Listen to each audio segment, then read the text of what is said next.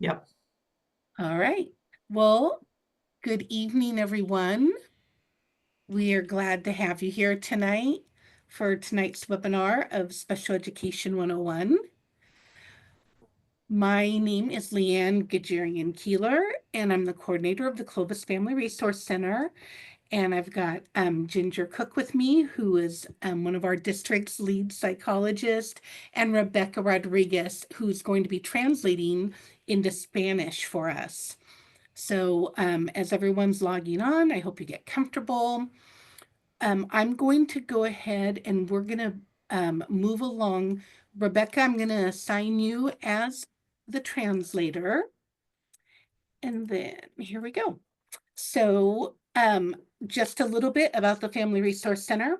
It is a part of our district's early intervention program, offering support to families with children ages birth to 22, helping families navigate the IFSP and IEP process and understanding their parent rights, and serving as a liaison to the district and the community and families. These are ways that you can connect with the Family Resource Center. And this is our housekeeping. So if you need Spanish translation, you are going to go onto that bottom bar and select interpretation. It looks like a little globe. And that is where you will find Rebecca. I'm also, if you see in the chat, Rebecca has posted the handouts for this presentation in Spanish that you can download.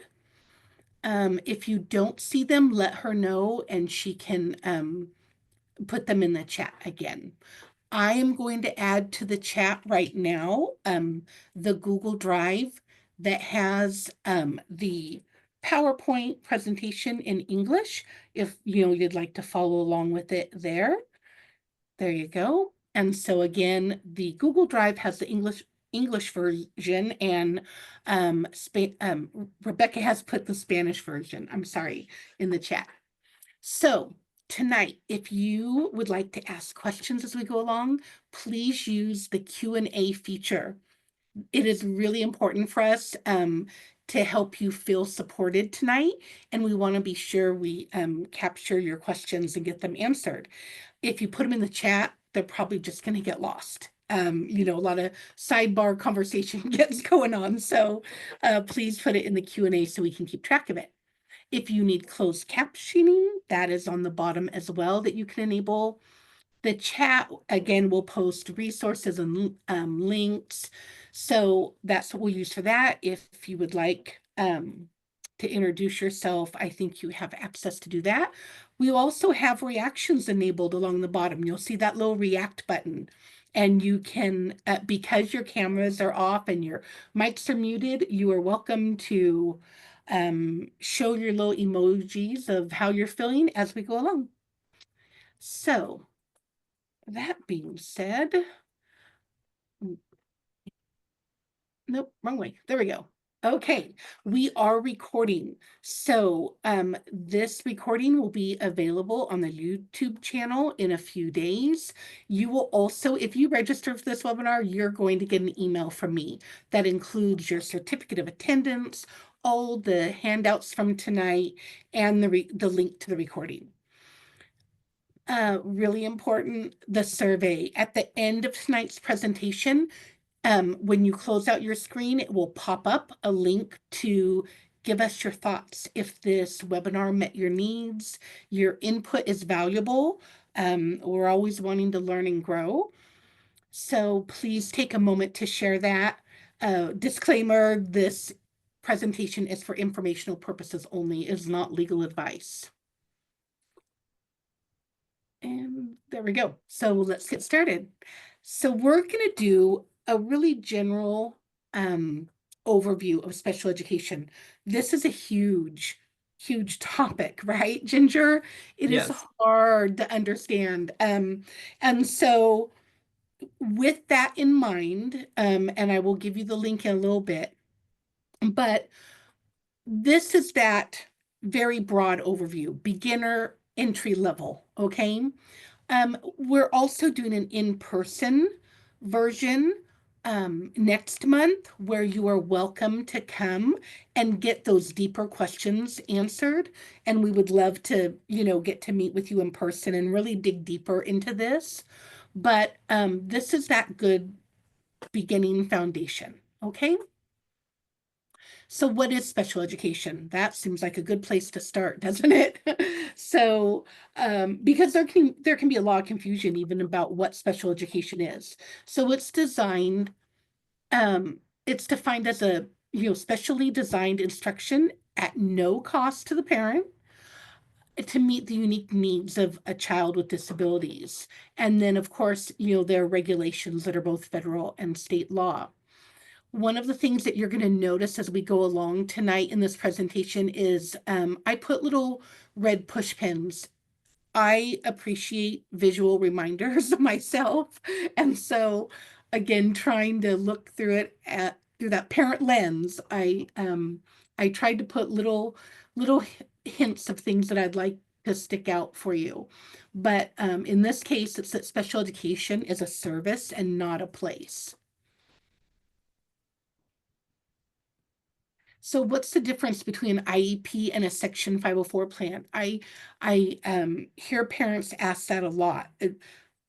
Parents sometimes often intermingle those terms. My child has a 504 plan, my child has an IEP. So again, this is in general, but children whose disabilities don't interfere with their ability to progress in general education,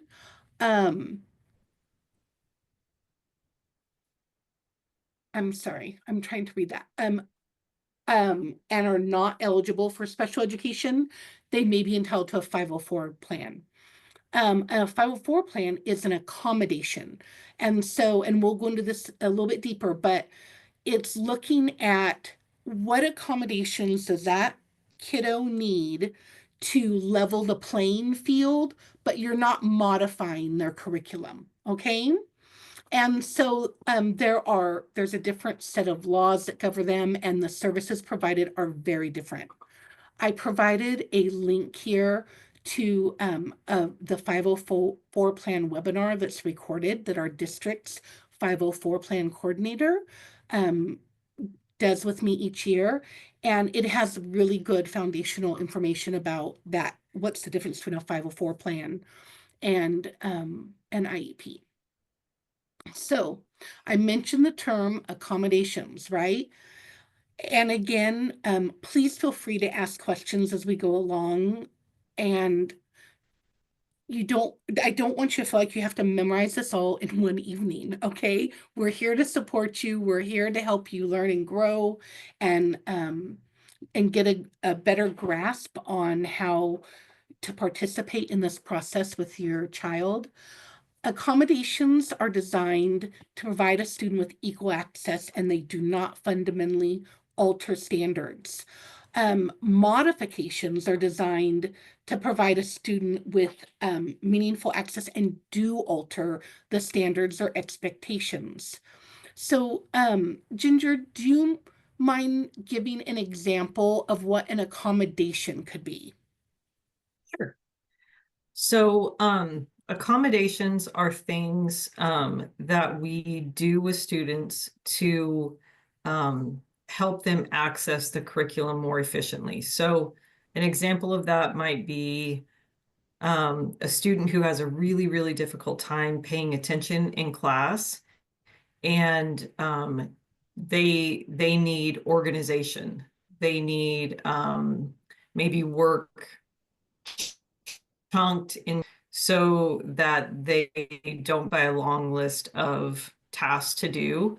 So instead of putting a 6-thing to-do list on the board, we might just say to that student, here's the first thing I want you to do. So that would be an accommodation. So it's really chunking more yep. Or preferential So like seating. preferential seating. And if you kind of think of it like environmental supports around the child, that will allow them better access to learning. And then did you want Just accommodations, or you want me to talk about No, modifications? yeah, modifications would be great too. Okay. So modification is where a student hasn't yet developed the skills yet, so maybe they don't have the precursor skills to do the grade level standard. So for example, if I was assessed and my independent level of reading was at a second grade level, but I'm in fifth grade, I may not be able to access that fifth grade curriculum or do those standards. So what I might be given to do in my general education class might not be fifth grade curriculum. So that would be, I'm modifying the standard. I'm still working towards the standard, but I am being provided work and being graded on the things that are at my instructional level. Great, thank you. Yeah. And the little highlight here is that 504 plans cannot provide modifications to the curriculum, but IEPs can provide both modifications and accommodations. Okay? Stay with us, kids. We're I don't get overwhelmed yet, okay? So special education services. So in California, children may be eligible for special education services from birth to 22. Again, that looks very different depending on the age. I mentioned that I am housed with our district's early intervention program. You might hear that referred to as Early Start. That is services birth to 3. That is considered Part C, and that is typically managed through the regional center system. Then now we're looking at what about over age 3? Well, children 3 to 21, those children are eligible, possibly, right, for special education and related services. That's considered Part B. Then over that, and we will get to this in a little bit, but students who haven't graduated from high school with a diploma, okay? So there's a little bit of difference, right? A diploma versus a certificate. So if they have not received a diploma upon finishing high school, they could be eligible for continued services up to age 22, and that's considered an adult transition program. Again, if a kiddo gets their diploma, then their special education services end. All right. So the history of IDEA, we talked a little bit about, federal laws that govern special education, and then there are state laws. The big overarching term you want to hear, and that we will reference, and many advocates will reference, is the history of IDEA. So that's the Individuals with Disabilities Education Act, and it's a federal law that began in 1975, requiring students with disabilities to be served in their schools. It was reauthorized with some changes in 2004. And then I included the current number of children being served in the US is almost 7 million who have an IEP. And in California, it's over 385,000. So there are significant numbers of children who are getting special education services. So some key points of IDEA. I want to pause for 1 second. One of the things that can be overwhelming as a parent is going into an IEP meeting and everyone talking in acronyms, okay?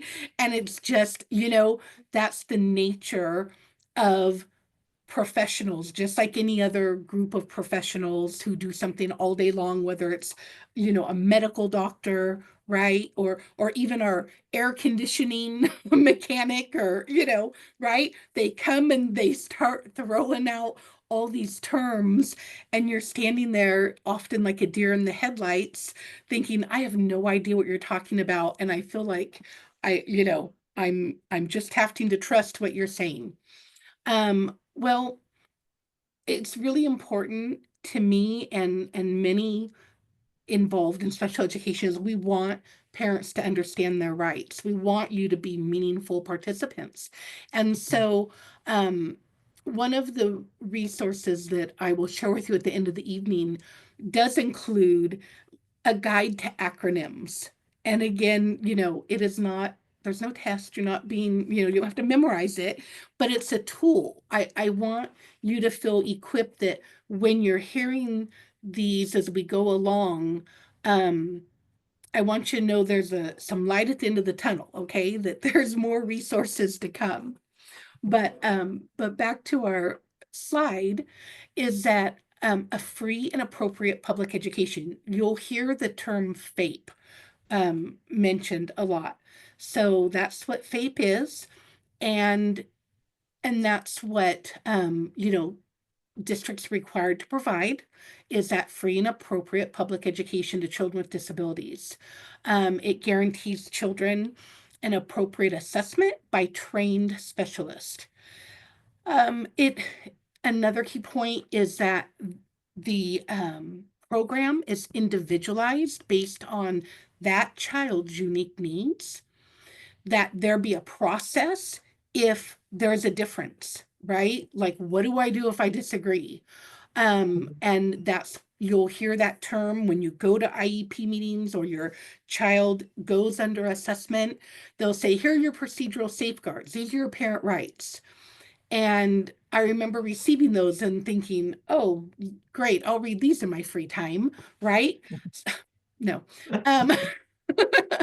But again, I want you to feel comfortable with what these terms are and where you go, right?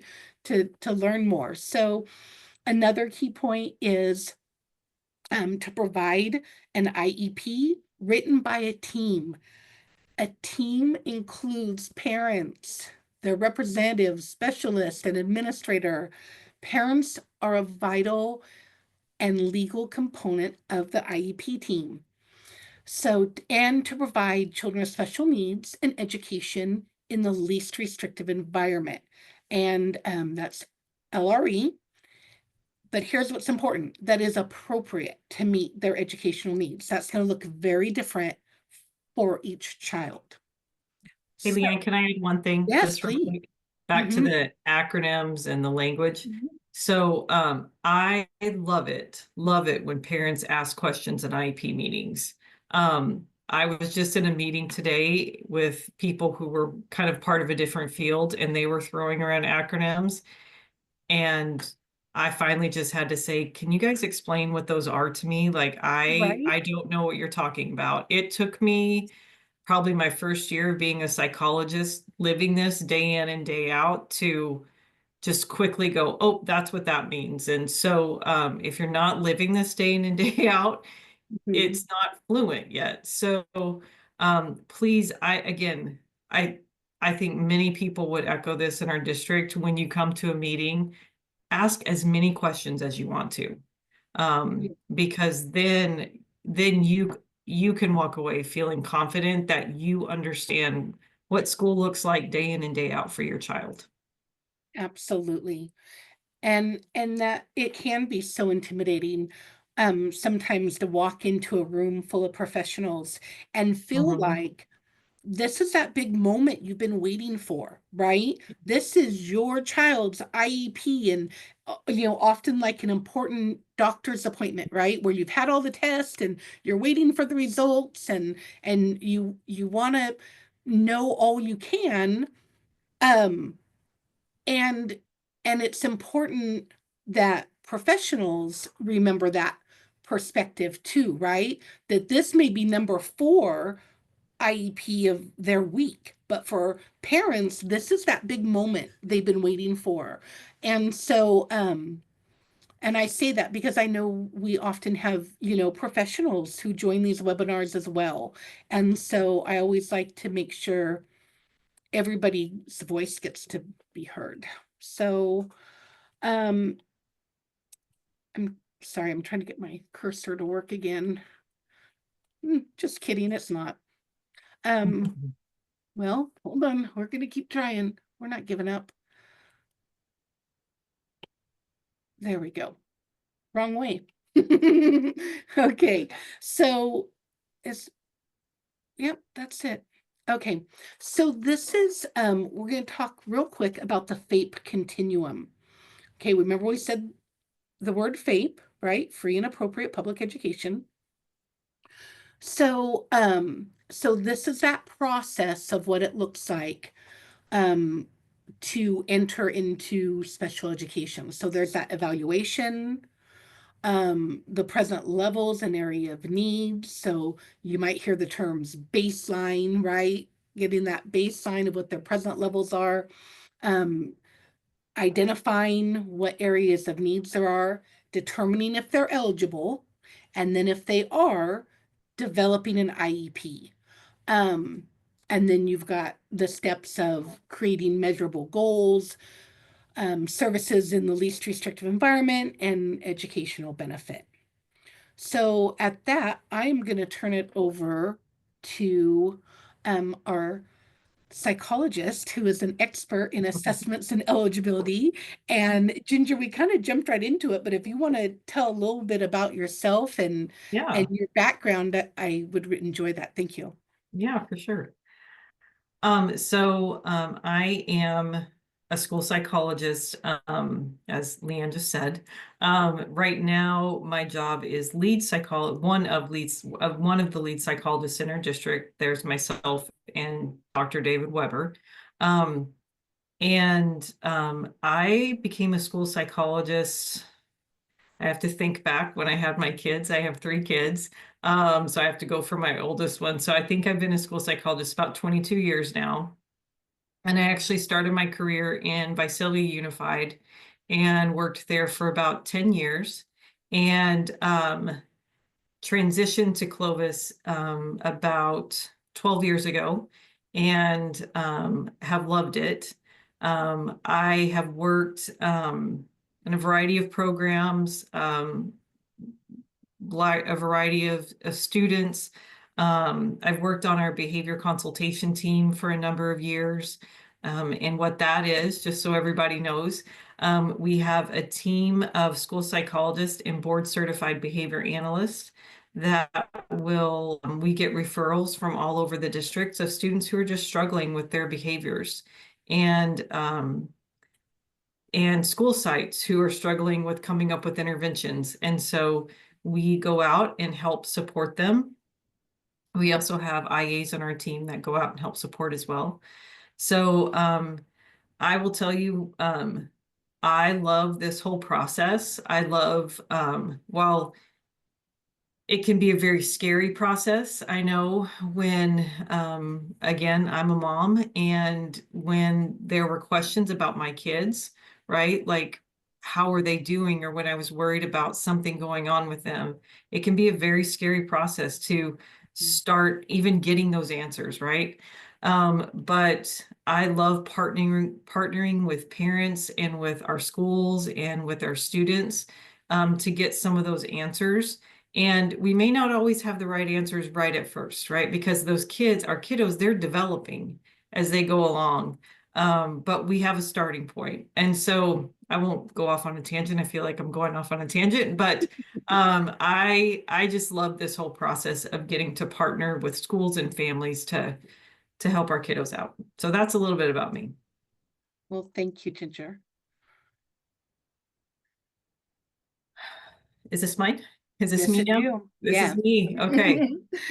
So what we're, like Leanne said, we're going to give you kind of that 20,000-foot overview of what special education is. And some of the things that you can be expecting from us as a district, some of the things that are super helpful that we can receive from parents to help support the whole process.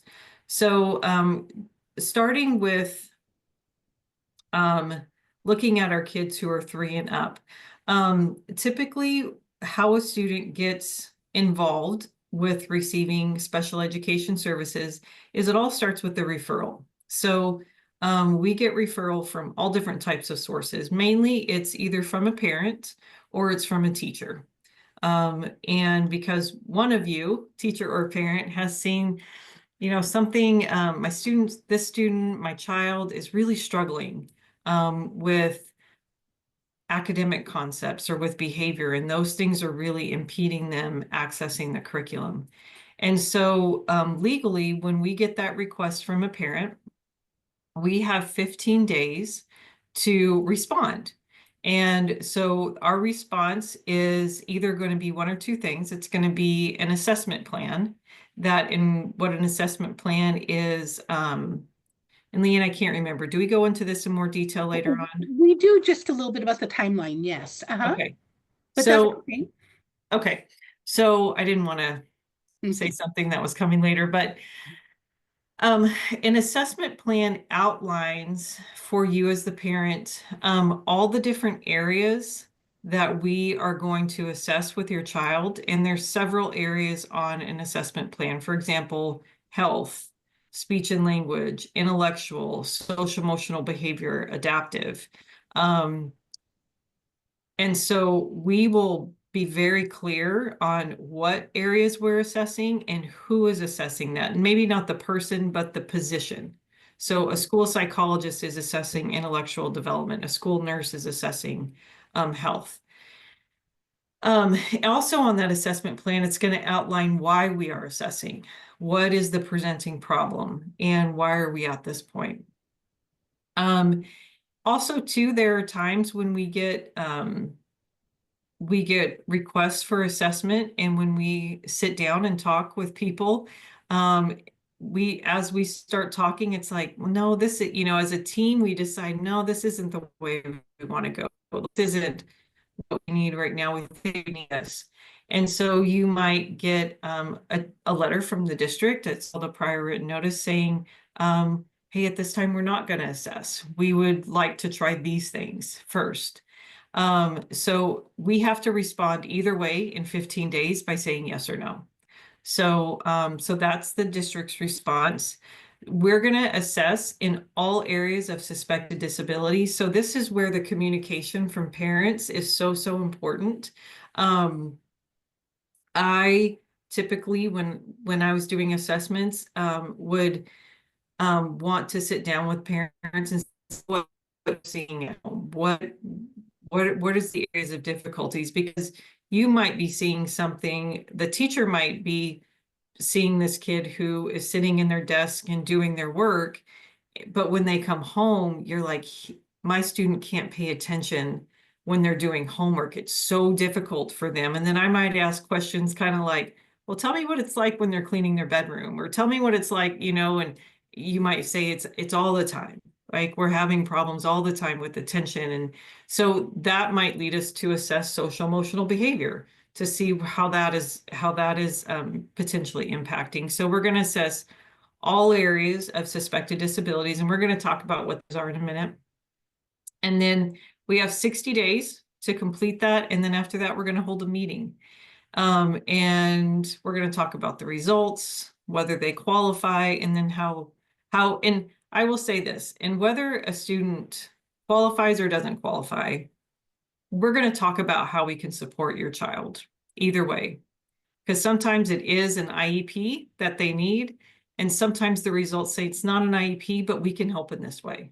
So an IEP is not the only way to get support for your child, but it's a way to get support for your child. Mhm. And we can only assess, sorry, I saw you in there. We can No, only it's okay. assess with your permission. So Mhm. we cannot start that process without you giving us permission on that assessment plan. So how do you request an initial assessment? So you can contact, as Leanne, as we see here, speech therapist, the school psychologist. You can contact the school administrator. We have a lot of parents I've worked with who have just reached out directly to teachers and have said, I think my child needs to be assessed for special education.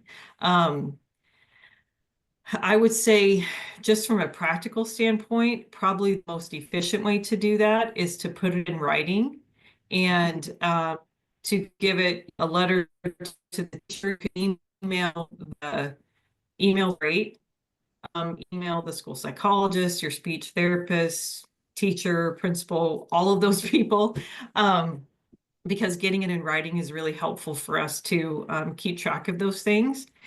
And then once we know what you are requesting, let us know what your concerns are, like we've already talked about. And then as always, Leanne can help in any of that. If you have questions like, hey, what is it that I'm requesting? Or I know my child might need something. Can you help me kind of formulate that and put those into words? She's kind of like Chat GPT for all things, uh, all Right. things special education. Um, yeah. And then Well, go ahead, and Leanne. let me interrupt too. If you are not in Clovis Unified, and you don't know how to reach out to your local family resource center or family empowerment center or PTI, parent training and information center, please reach out to me and I will be happily connect you with them. Okay. So, but yes, I second everything you said, Ginger, about emailing. I can say that, um, again, as I help families navigate, um, their special education for their child, one of the things that will happen is a family will, let's say they're going to move out of the area and they want to get connected with, the next school district. Well, how do I make sure there's a smooth, you know, a smooth transition in services, right? And I might help them reach out to that new, district. And I can tell you that even navigating that, whether it's the next town over or the Mhm. next state over, heaven mercy if it's another country, right? Navigating that is so cumbersome, or can be, because everybody has their own terminology. So Mhm. even going on a website in a neighboring district and Mhm. trying to find the like person, right? Like in Clovis Unified, we have program specialists that are the administrators over, a school site. Well, another district can be set up completely different and have a completely different term for that position. And so, you know, just go, I would encourage you though, to go on your district's website and check it out and see if, what their terminology is, if you Yeah. can figure it out. If not, like I said, always feel free to reach out to me too, and I'll happily connect you with your family resource center. Absolutely. All right, so this is our timelines again. Okay, so as we talked about, 15 days from when the school receives that request. We have 15 calendar days, not school days, but calendar days to reply. One of the things that I really like to do when I receive that request, I like to sit down with parents and say, hey, I got this request, or at least a phone call. If the parent's like, oh, it's really hard for me to come in, a phone call to say, hey, let's talk about this a little bit. And so that we have a better idea if we determine that, yeah, an assessment plan needs to be done, developing that assessment plan with you, I think is really important. So we can make sure we're assessing in all the areas of concern. And then, like I said, if for some reason, after reviewing everything, we're like, oh, this doesn't, because there's some legal things when it comes to assessment in terms of like a student, things that will kind of not disqualify, that's not the right word, but that might hinder a student from qualifying, or things like attendance. So if there's significant attendance issues, that might be an issue where we know that the student potentially hasn't made progress because they haven't attended school. Mm. So that might be an issue where we would say, hey, let's hold off on this, and where you might get a prior written notice. Those are rare, I would say. But they happen every once in a while, so it's good to mention here. And then once we sign that assessment plan, and so just to kind of note on this too, sometimes people will sign the assessment plan, and then maybe, just like if you're me, I have piles of paper around my house. I sign something and then I'm like, okay, I put in this pile, I forget about it. The 60 days starts when the school receives that assessment plan. So, um, so if The you signed signed, it, right, the yes, signed assessment plan. Mhm. the signed assessment plan. So when you sign that assessment plan, when it gets back to the school, that starts the 60 days. So if you're like me and sign something and think, okay, I need to get it there, and then you forget about it, if it's in that pile, let's say you get it to them a week later, the assessment, that timeline would start when the school receives it. Correct. And it's 60 calendar days, not 60 school days. And then if there is a break in there, so um, November, December, we have our breaks for the holidays. If there's a break more than 5 days, in excess of 5 days, our timeline stops. So, for example, Thanksgiving, our timeline doesn't stop because we only break for 5 days. Christmas, our winter break, our timeline stops because we break for longer than 5 days. So, Mhm. so just kind of be aware of that. And something to circle back on when you Yeah. talked about that prior written notice or other things that could factor into why a kiddo you might pause on, assessing. One of the things that's important for families to realize too, and professionals, is that you know, districts are held accountable to not over-identify Mhm. children, right, with special needs. And so if there's a red flag saying, hey, this kiddo hasn't even been in school enough, right?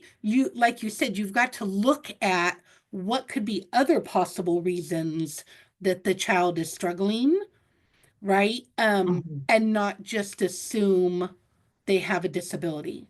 And Right. and when we go into talking about least restrictive environment, um, we talk about that too, but it's also um sometimes it's just important to remember that um all children are considered general education students, right?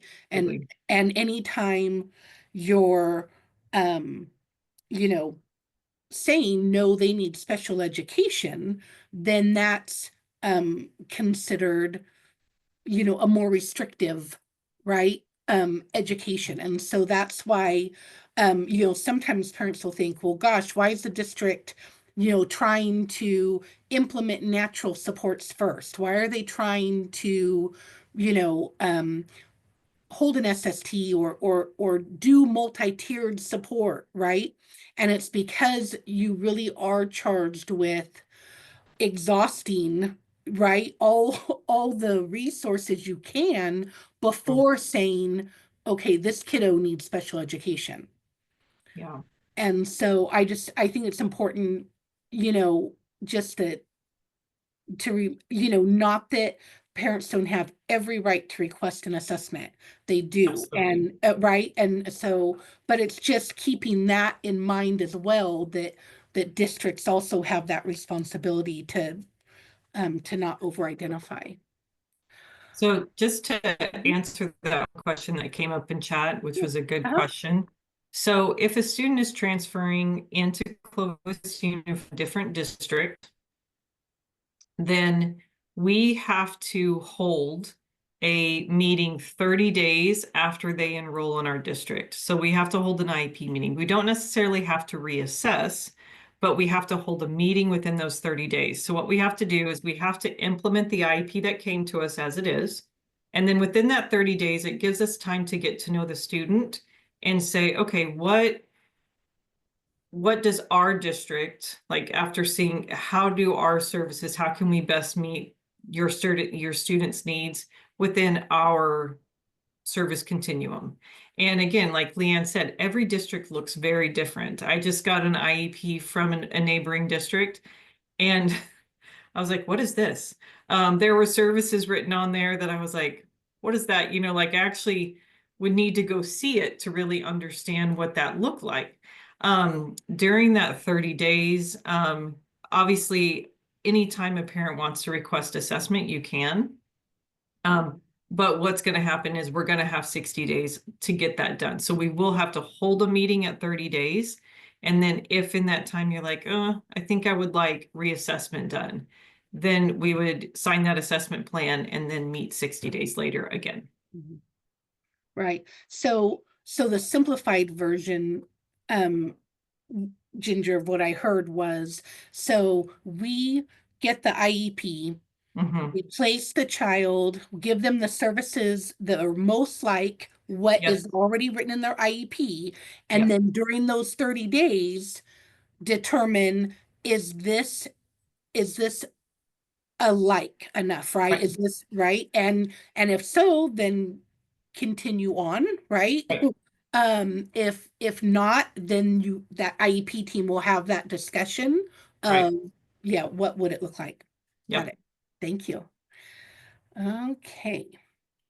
Um, Going the wrong way again. All right, evaluations. Okay, so I think it's important to note, and I appreciate this information here because it's very confusing, but a lot of systems out there use the same terminology, but have different ways they evaluate that in different definitions. Um, as a school psychologist, and as school personnel, we determine eligibility for special education. I do not have the ability, nor does anyone on my team have the ability to provide a diagnosis. So, for anything. So, our job is to say when we are doing evaluations, does the child meet special education eligibility? So, other systems that we have in California and the United States would be like our regional centers, and they use the Diagnostic and Statistical Manual, or they might use a health-based system where they are diagnosing health issues, or like the DSM, the Diagnostic and Statistical Manual, which looks at mental health disorders. And what's confusing is that if you look at those different systems, they might use the term autism, and they have a very specific criteria for what that looks like. Education code uses the same term, but a different criteria. They're similar, but different. So it's very possible that a student goes to an outside evaluator, to a medical provider, and they're going to get a diagnosis of something. And then they come to the school setting, and they may not meet education code for that. And so that can cause some confusion. So just kind of know that going into it. It's also interesting, just on a side note about this, my daughter's studying to become a nurse, and she was being trained in her program that if a child has a diagnosis, they automatically get an IEP. And I had to tell her, I'm like, that's not true. So even our medical providers a lot of times don't understand that differentiation. So as a parent, just be aware of that, coming into this process.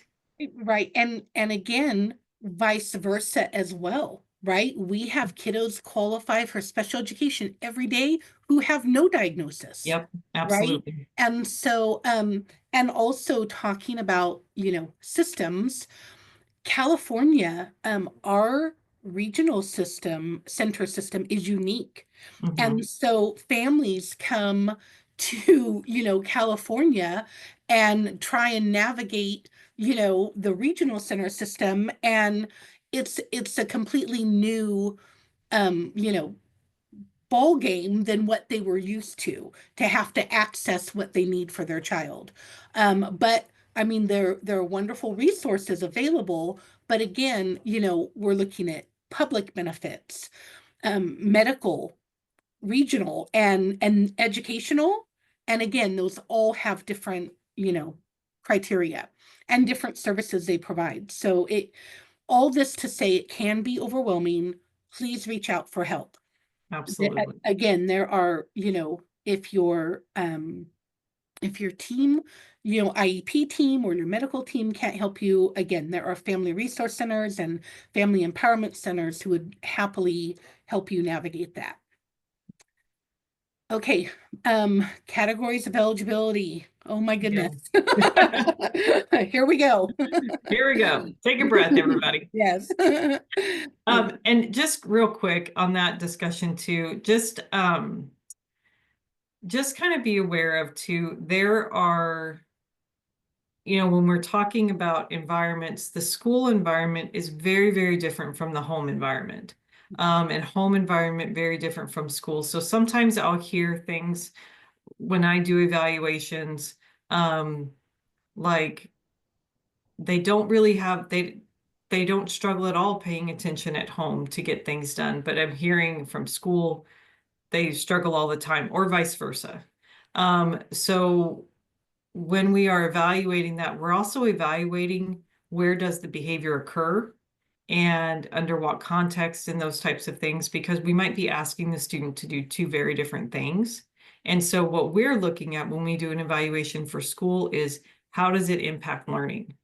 Not just do they have a problem paying attention sometimes, right? For example, but does that impact their ability to learn and to access curriculum? So just on a side note.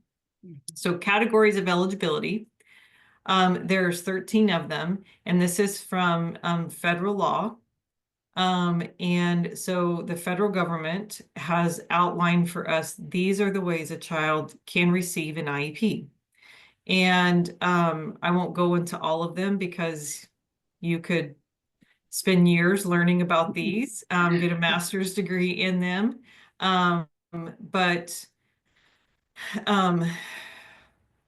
yeah, these are 13. There's some that we see a lot more frequently than others. And so just to kind of highlight a few of these, we kind of have touched on a little bit of autism. For other health impairment, you might be thinking like, what's that? So that is any health condition that significantly impedes a child's ability to access the curriculum and the environment in the school environment, which then impedes their learning. Okay, so that could be anywhere from, I've worked with kids who had heart difficulties and that pulled them out of school. Maybe it made them very fatigued, or it pulled them out of school for a certain amount of time because of procedures they were having done, to students who have ADHD.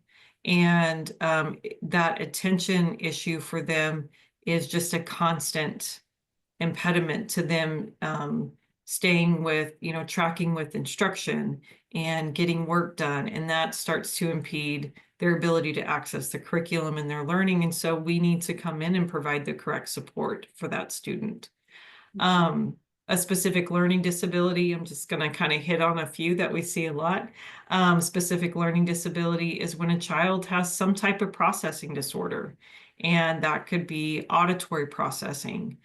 So how I'm taking in verbal information, understanding and using that. Visual processing, taking in visual information.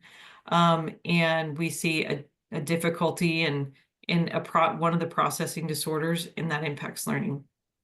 So these are going to be, if your child qualifies, just know this is going to be on page 1 of your IEP. It's going to say, how does my child get these services? And that will be there. And there could be more than one category of eligibility. Absolutely. Yeah. Absolutely. So there could be a primary and then, a secondary. Yep. Let's take a second and answer a few questions. Yeah, absolutely. In particular, I see a mama is asking about, can the Family Resource Center help us with the IHSS process?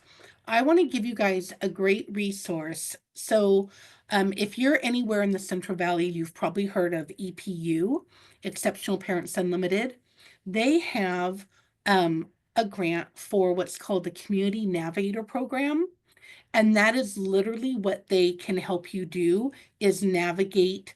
They can assign a family navigator to you, and they will help you navigate those public services and or regional center services. And so you can go on their website and self-refer, your family, explain what it is you're looking for.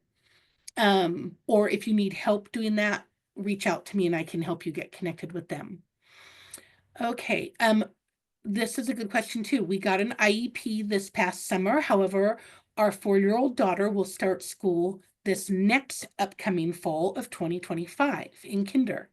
Do we need to get another IEP or an updated IEP, or is the IEP still valid? A great question.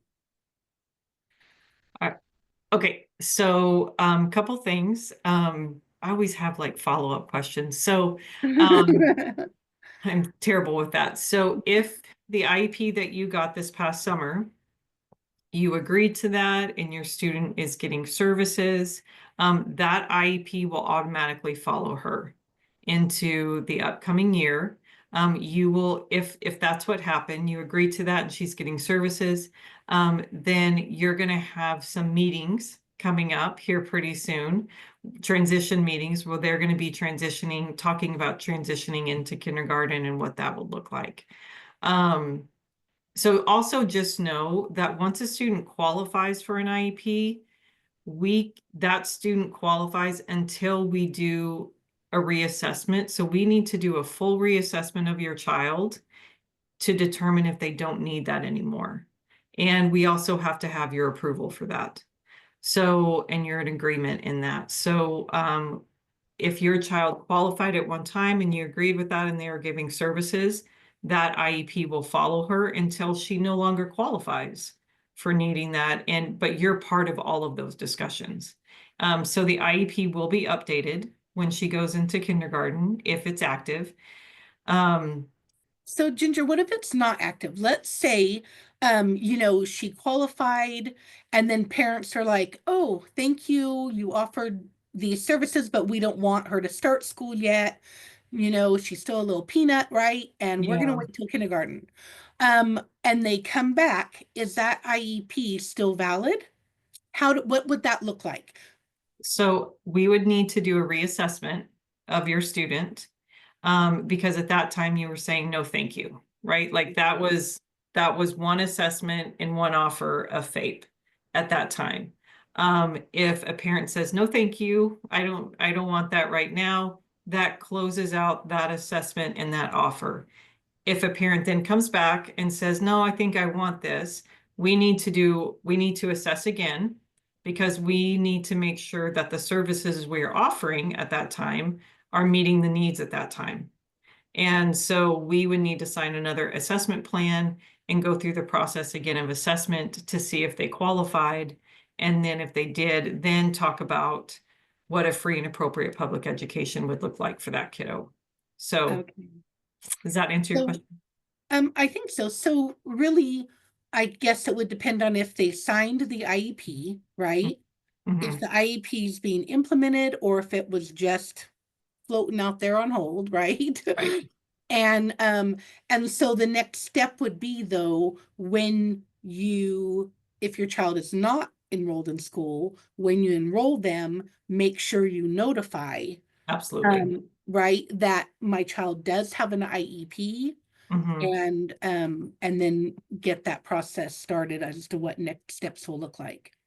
So, and just if you didn't sign that IEP and get that going, just know there's nothing in our systems that are going to say, hey, just be aware, right? So you will have to tell us, hey, they were assessed, they qualified, we said no, but we would like to start that process back up again. And then we will start working with you on that. Okay, great. Couple other questions, and then we'll keep going.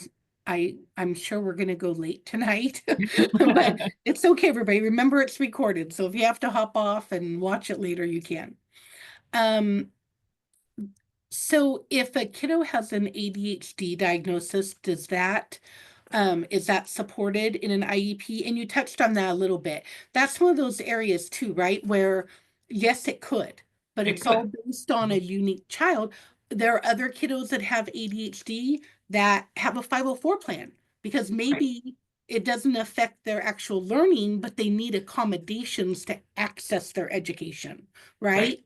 And Yeah. so, yeah, So okay. this is something, so just so you guys know, when we're talking about other health impairment and ADHD, um, one of the things that we're going to do as school personnel is maybe that outside providers don't have the ability to do is I'm going to start looking and I'm going to do observations of your child in the actual school setting. And I'm going to start asking the question, how does the characteristics of that disorder impact your child on a daily basis? So I'm going to do observations, if it's a playground issue, if it's a cat, like wherever the issues are popping up, I'm going to go and do several observations because I want to know exactly what that looks like and what supports your student needs. So it could support the overall process. It's not a though definite they have an IEP if they have ADHD. Right. Um, does an IEP expire? How long is it valid for? Um, so once a student is qualified as having an IEP, there's some legal mandates for reassessment. So legally, we have to reassess a child that's in special education. We have to reassess them every 3 years because we want to make sure that because obviously they're growing and they're learning and they're changing and we need to keep current with where they're at. So we have to have an IEP for your child every year. We have to do a full reassessment every 3 years. But as a parent, obviously, if you have you have an initial meeting and everybody says yes and you go, and a year goes by and you're like, man, I just got this diagnosis, or man, some things have changed, like I feel like that evaluation didn't quite capture my kid now, who my kid is now. We do reassessments early all the time too. So we reassess based on the need. So we have to reassess once every 3 years. And based on that, we're going to say, hey, they still meet criteria or they don't. But again, you are part of that team to say, yes, we can exit or no, we can't. So it's a team coming together. We're going to give you the results of our assessment, but it's a discussion that happens as well. Okay.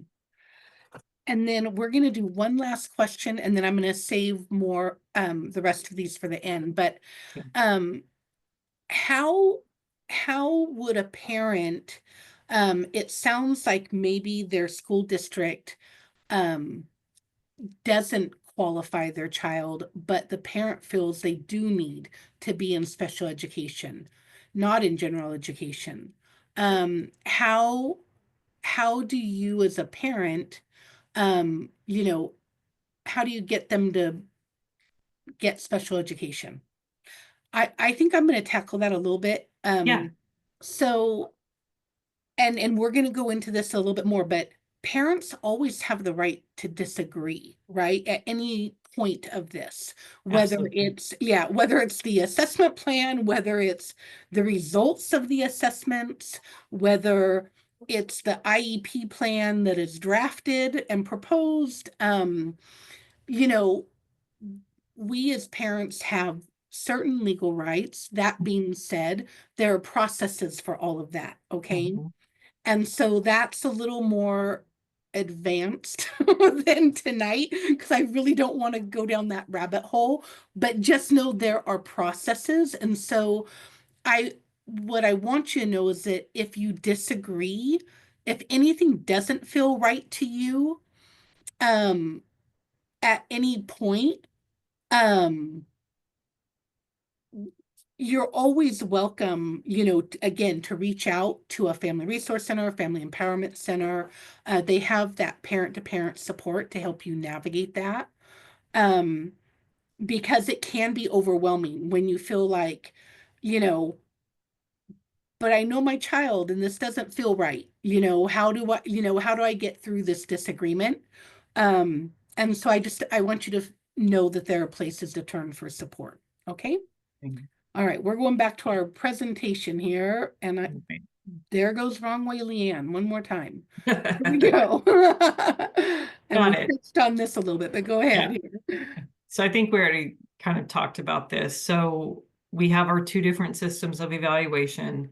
Medical diagnosis doesn't automatically mean qualification for an IEP, but neither is a diagnosis required for an IEP. There are certain things that, and even like students who have vision problems and things like that, we have people in our district to assess for that. So, I mean, obviously, as much as we can, we like to get releases of information to talk to providers to, I do at least.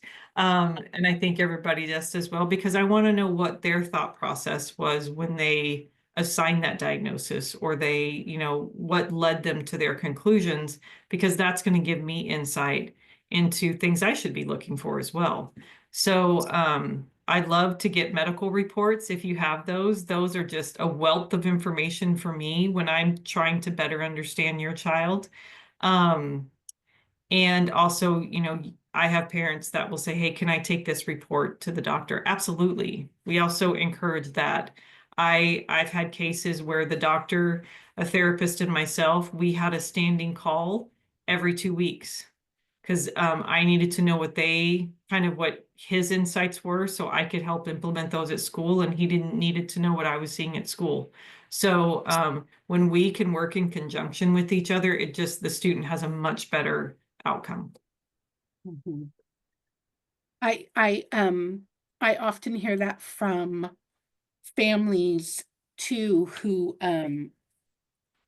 maybe their kiddo is getting ABA services, right? Mhm. In home or at a center.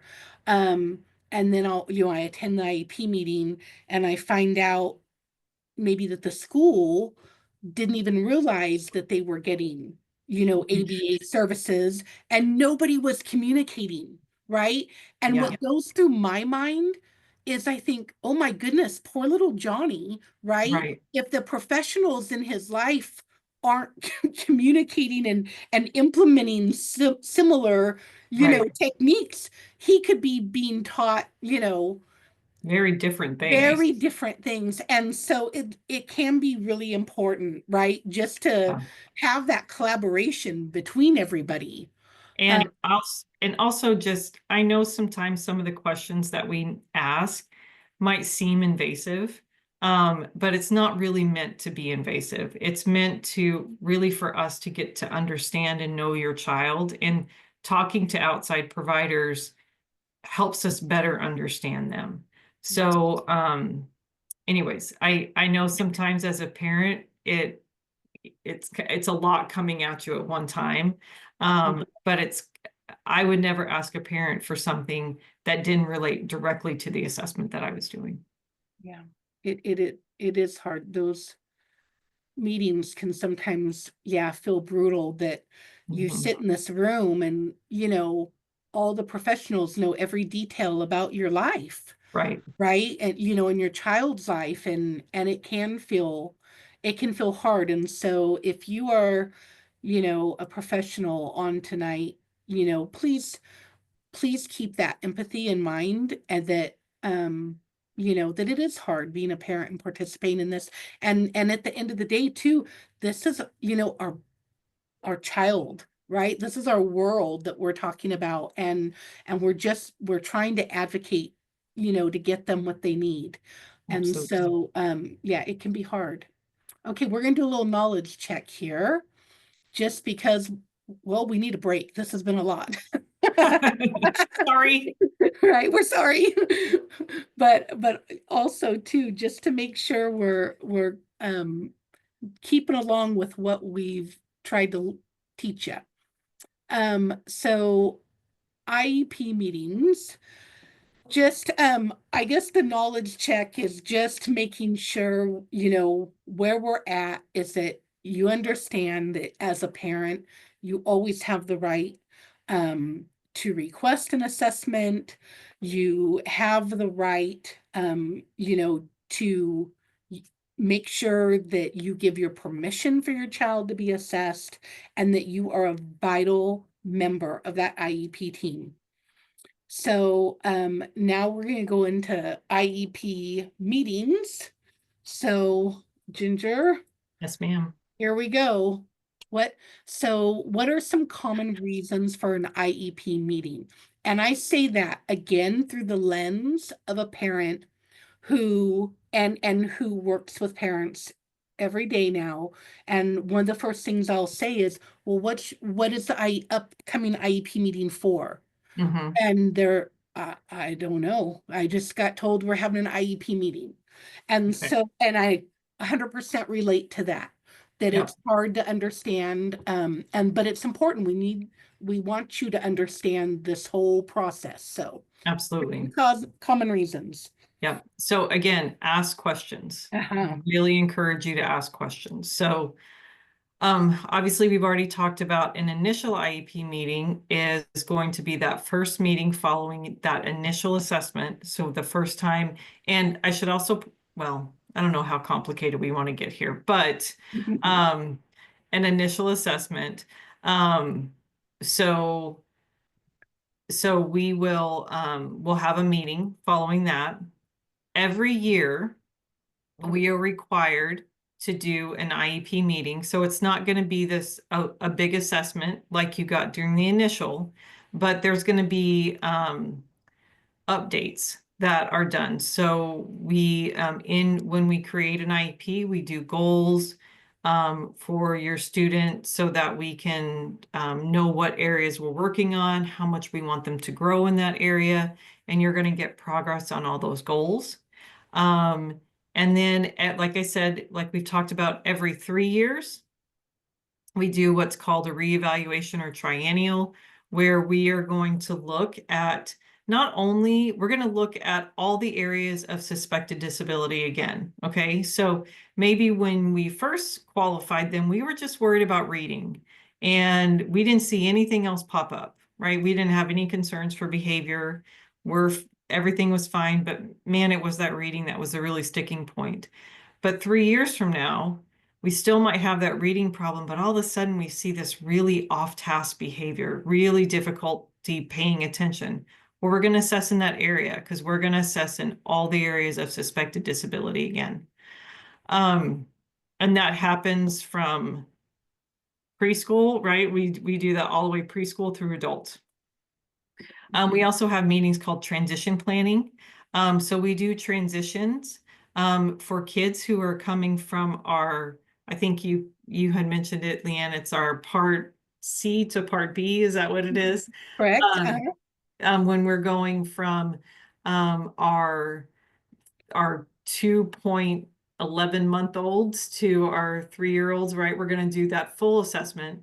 But when we're going from a preschool to a kinder, we're going to do a transition meeting then. And then when we have older kids, are required by age 16, we're going to do transition meetings there or transition planning meetings. And the reason for that, and that might be included in an IEP, like in an annual meeting, but why we're going to do that is we're going to look at setting your student up for success beyond high school, because that's really the goal.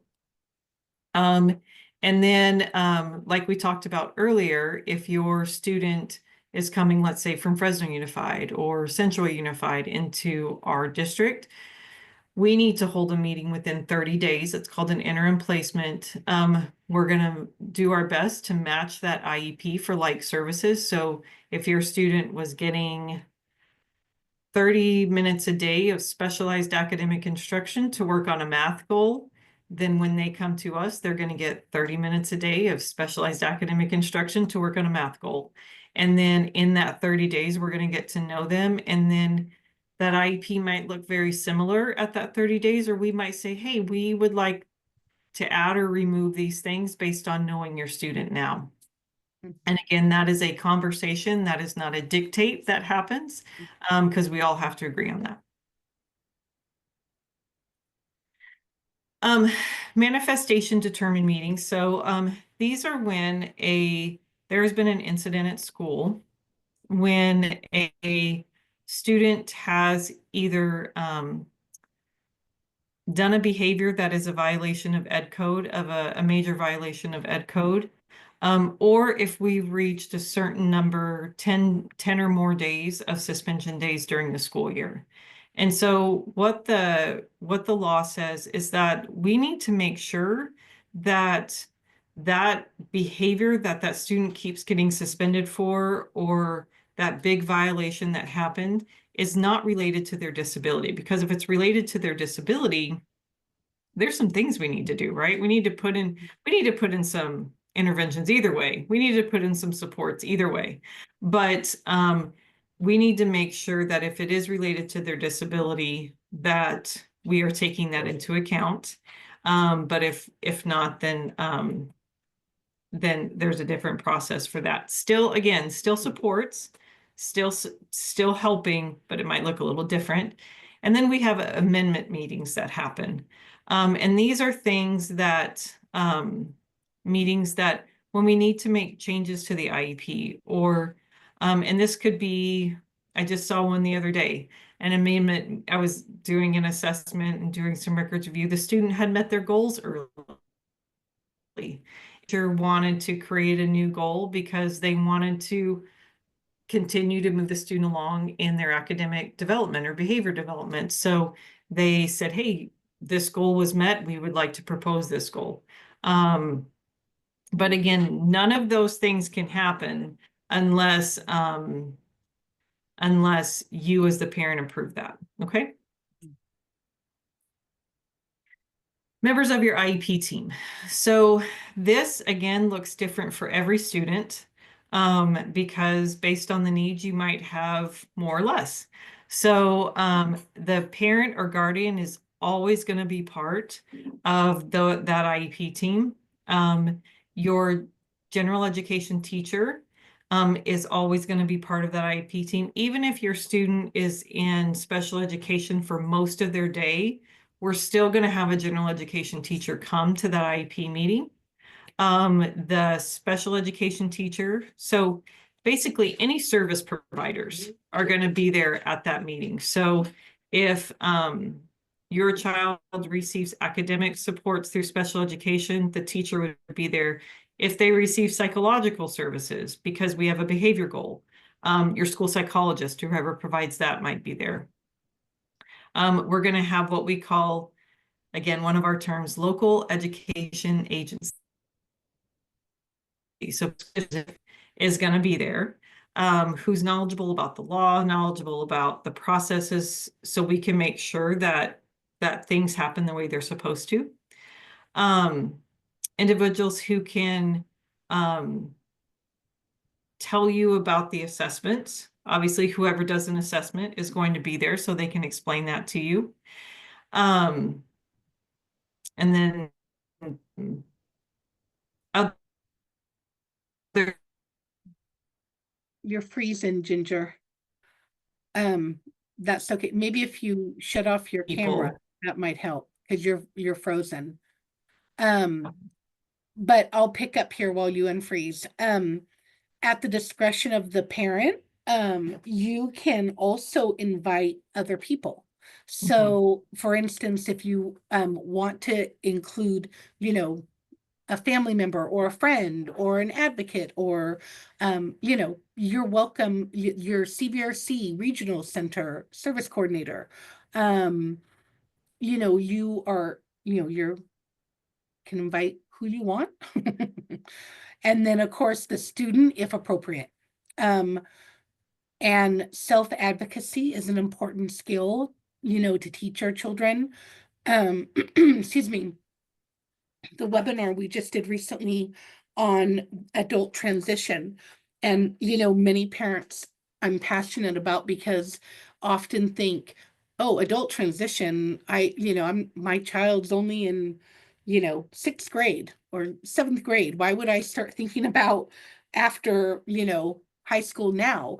But really that's the time to start thinking about it. And we did talk about how important it is for students to learn to self-advocate, and disabilities can look very different, right?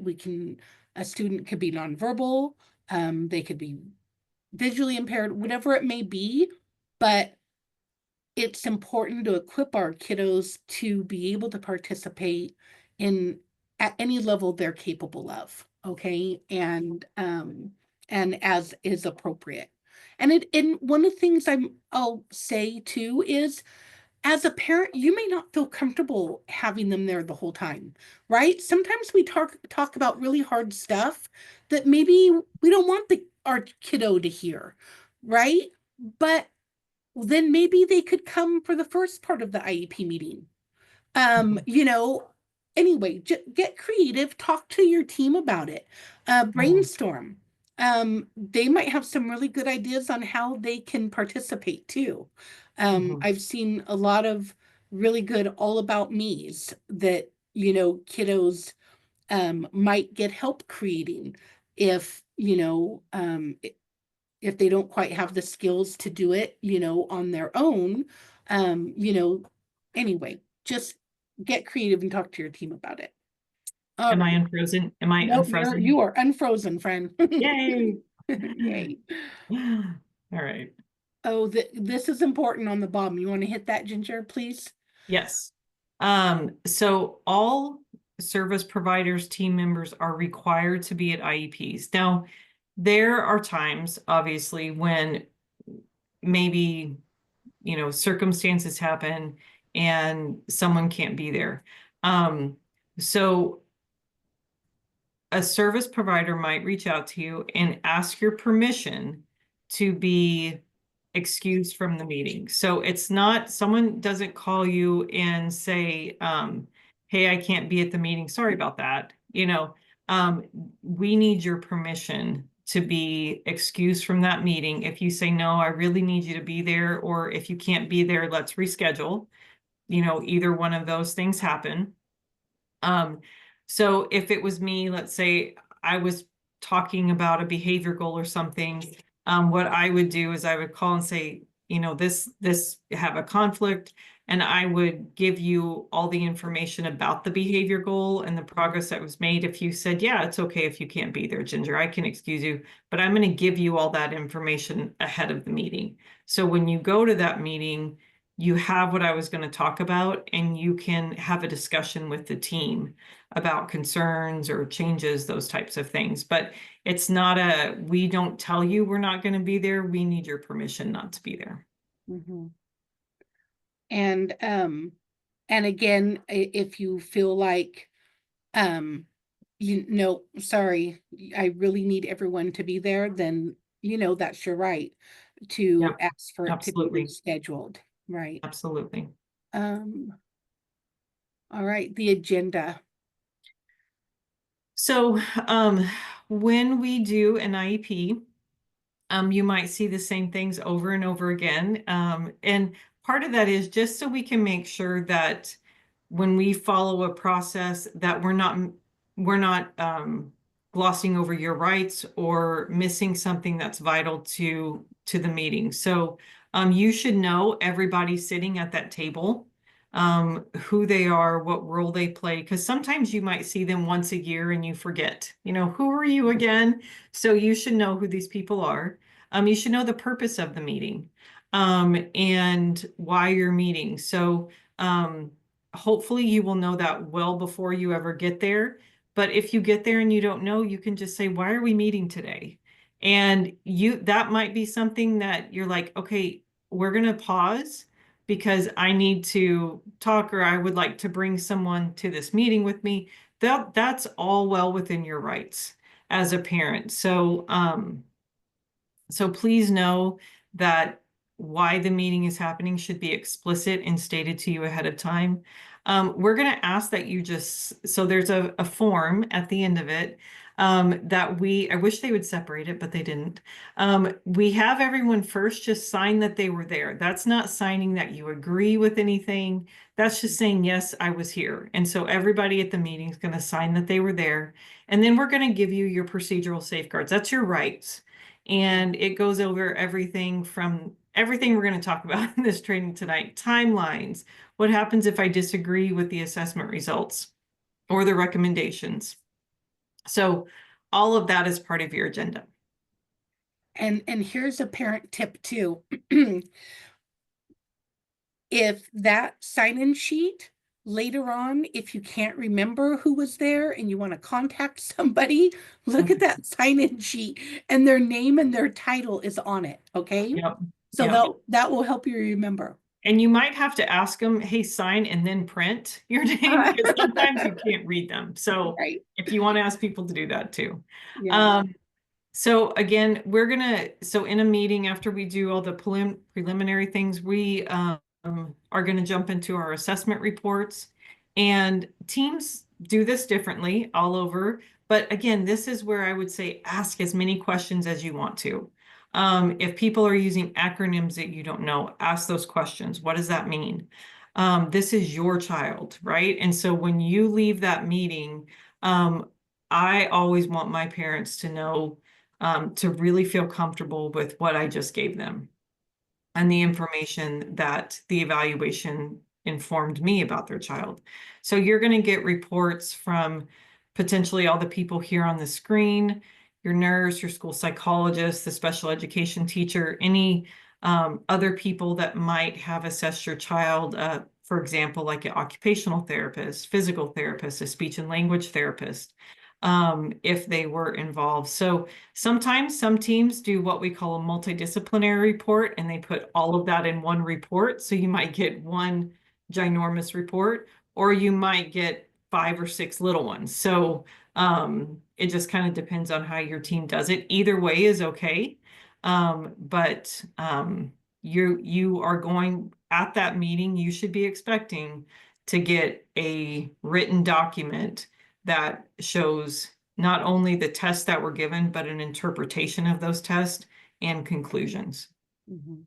And two, this is where, parents can have some, I guess, flexibility too with their teams. Just like I know I myself as a parent really wanted grace because I often felt like I was a hot mess just trying to, get through the day, right? Yes. And so, like for example, you might, if for some reason the nurse couldn't come, but Mhm. if your child doesn't really have any health issues and Right. and you didn't feel like, oh my gosh, her information is vital to this meeting, Mhm. then you might consider having some grace and saying, you know like you said, as long as she called and shared her input and I know, sent that written input, to have at the meeting, um, then that's something that, that might be okay with you. Yep. Again, you want to develop that relationship with your team so you feel comfortable.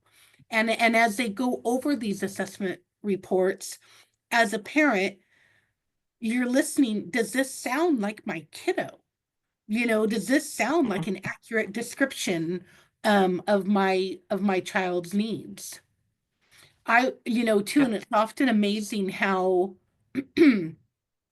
just brainstorming together, like you said, Ginger, everybody at that table has an expertise and a lens to contribute. And it's so awesome when everyone at the table um feels comfortable enough to just share that input and be able to bounce ideas off each other and really develop a meaningful plan for that unique kiddo. Absolutely. Okay, so kind of moving on with how the meeting's going to look. So we've introduced everybody. Parent rights have been given. We've moved on to the things that we just talked about. Now we're gonna into our assessment reports, the things that we found. And now we're gonna talk about, hey, parent or guardian, what we would like to hear your input. So, and this might happen just organically as we are sharing our assessment reports. Hopefully it does. I know a lot of times when I'm sharing my assessment reports, when I do my parent interviews, um, I will just let the parents tell the team, hey, can you tell the team your observations of what you see at home, right? So rather than me just regurgitate what you see, like I want you to share what you see because sometimes we don't a school, those questions aren't, we don't always ask those questions. So we want to be able to hear what you see at home. And sometimes that just happens organically and gets notated. But then someone will come back and say, hey, this is what we heard. Are those your concerns? Do you want to add anything else?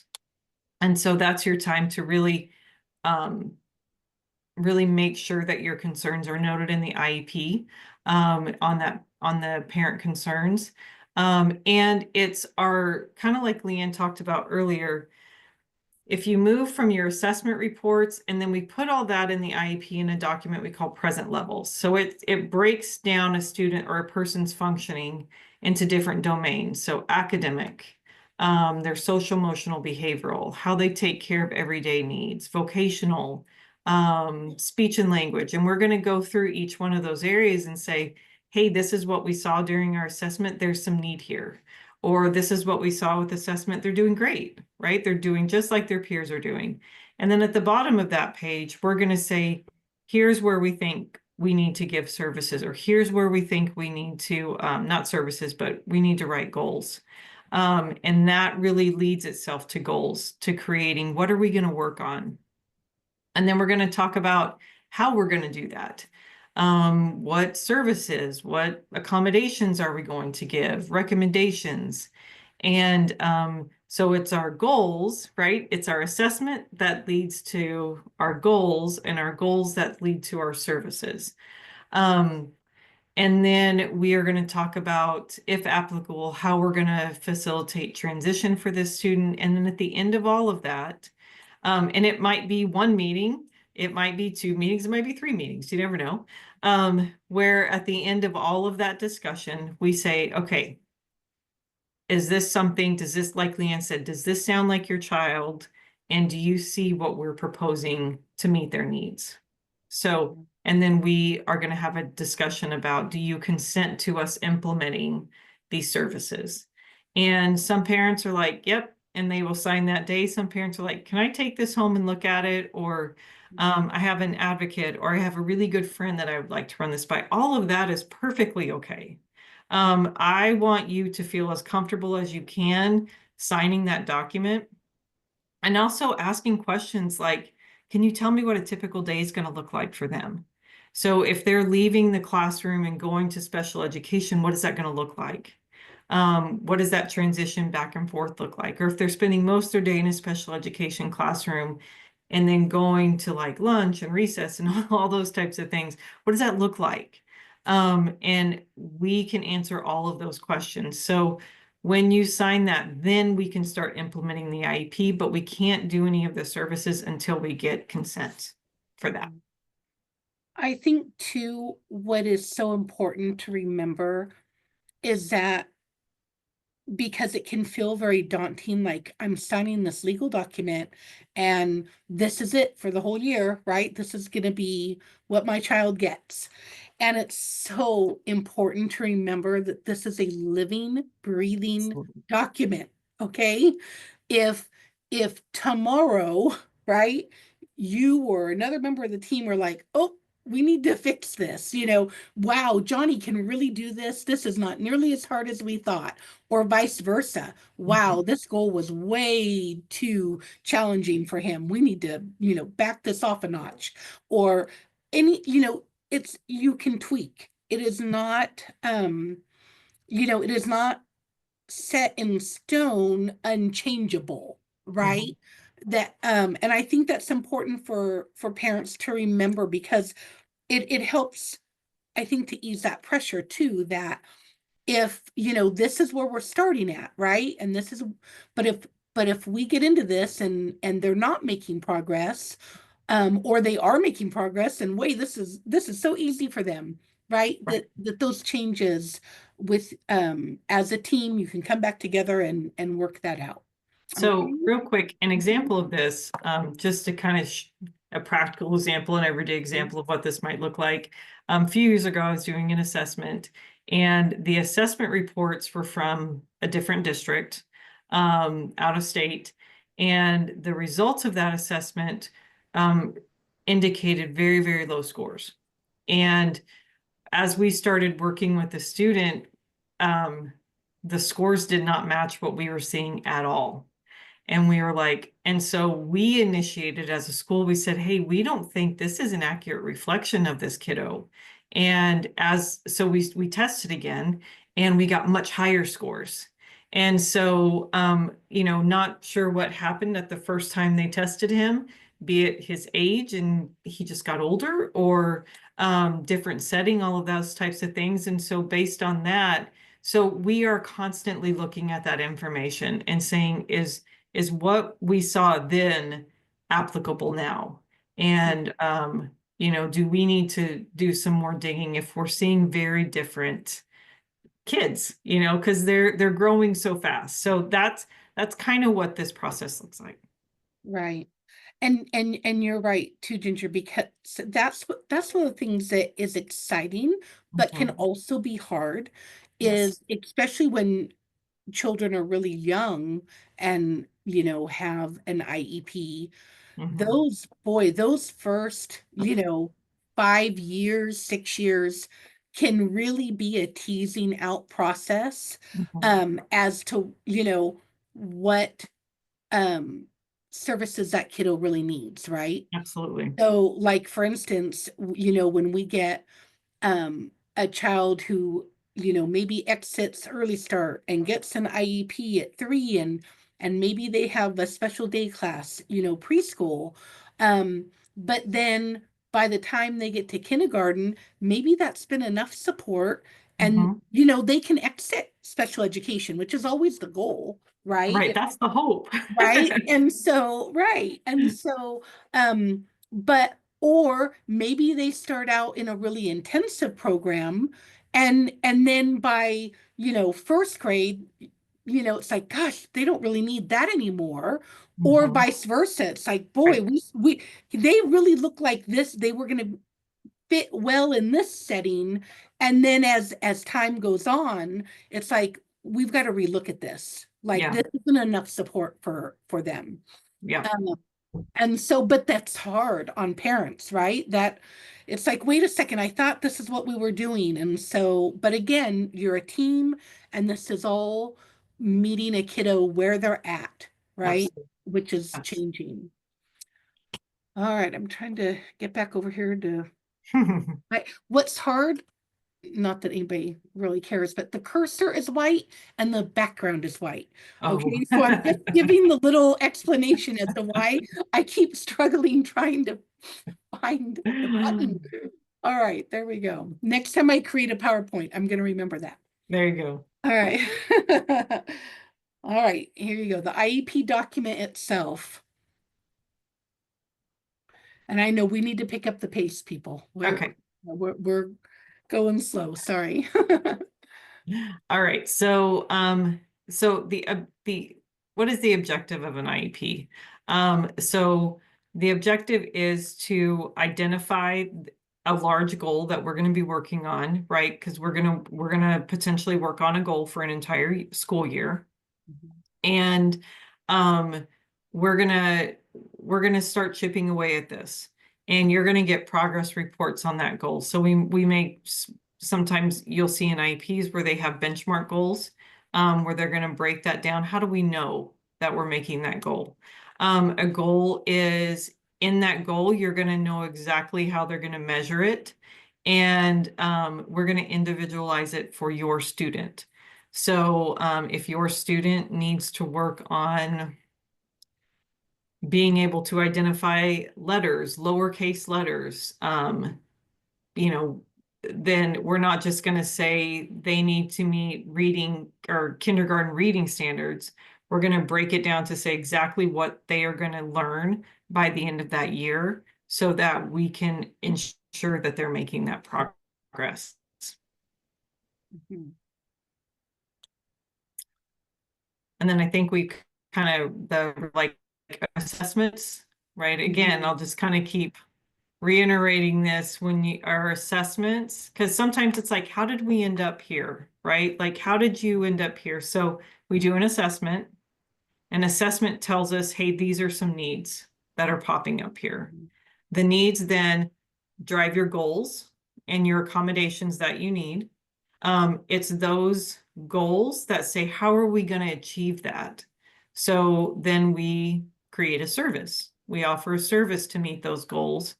And those services take place somewhere. So even though, so special education is not a place, right? Special education is a service. But we need to tell you, is that service happening in the general education classroom? Is that service happening outside of the general education classroom? And for how long? So we're going to identify all of those elements within the IEP. And I know in the meetings and documents, again, professionals will talk about service minutes and push in and pull out and, SDC rooms and RSP and parents, weekly, I work with families who don't really understand, as you mentioned, Ginger, what that actually looks like for their child. Yep. Okay, what does that actually mean? And so please, please feel comfortable enough to say, you know, where are they actually going to be? Who's going to be doing this and where? It's, those are all the things as parents we want to know and understand. And it, it's important for you to understand that. Absolutely. A good example today, I was working with a family who was concerned because her young son he was telling her he was getting speech, but with other kids. And she thought, well, I thought he was getting speech one-on-one. And so we looked at the IEP and no, he was getting it in a small group setting, right? His service minutes. And so we reached out to this speech therapist and said, could you explain, why he's getting services like this? And is that benefiting him or does he need some one-on-one? And we had this great discussion and mom left the meeting, fully understanding what her son was getting and why. And she was able to contribute, her expertise on him. And anyway, I just, again, so often misunderstandings can happen very easily because this is very complex. And so, again, please feel comfortable enough to ask questions, okay? Absolutely. So the components of the IEP. So a couple things to hit on here. We've kind of already talked about how students qualify. That's your eligibility. So your first page of your IEP is going to be demographic information. And also, this is how the student qualifies for an IEP. If they don't qualify, that will be blank. And so that will be explained in the meeting. We've talked about transition plans for our kiddos who are 16 and older and those transitioning from preschool to kinder. Present levels, so that is a section of the IEP and it's called present levels of performance. And like we talked about, it breaks down all those different domains from social emotional behavior, academic, speech and language.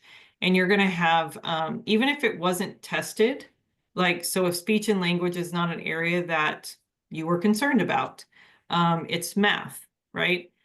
We're still going to gather information from you, from the teacher, from our direct observations, so we can say, this is what we have observed in your students' speech and language abilities. So we're still going to gather information about that.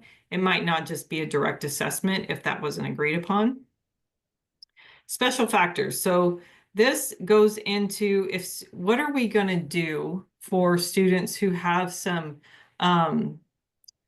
issues related to their disability that need an additional support. So things like hearing and visual impairment. Things go on here if a student isn't verbal yet. How are we going to help them communicate? Are they going to use technology-based things? Are they going to use picture icons? And then we also talk about behavior. So there's a question on there that says, does the student's behavior impede their learning? And we have to answer that yes or no. And if it's a yes, we have to identify how does it impede learning and what are you going to do about it? And so that's all part of special factors. And then there's also a form that talks about statewide assessments. what are accommodations that we can put in place for statewide assessments, and what tests are they taking? We have some students that take, is it the CASSP? I can't remember I Yeah. can't remember all the acronyms. But the state standard based assessment or an alternative assessment. Okay. And where did that go again? I apologize. Here we go. Okay.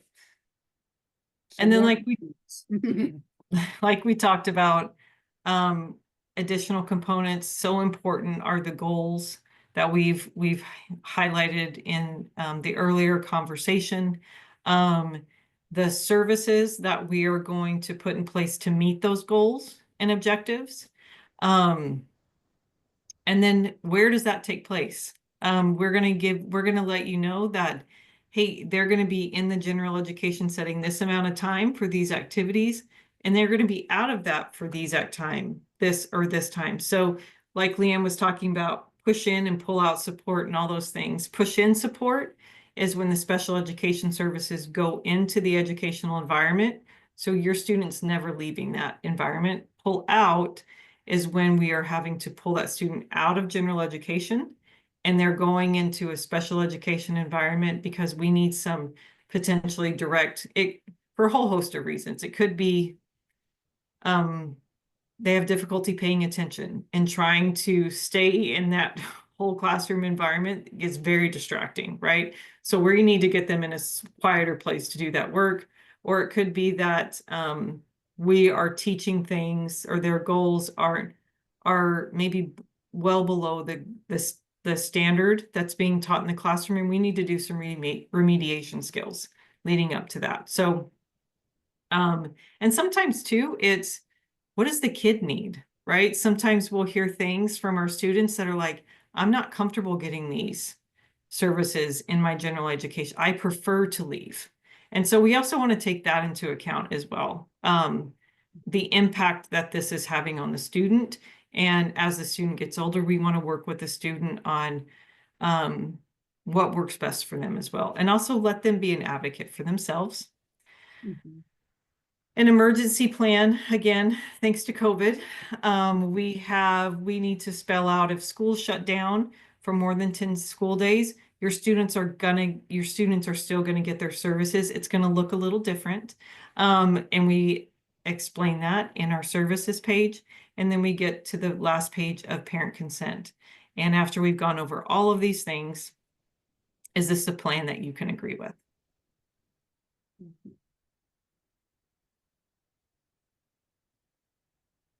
All right, is this me still?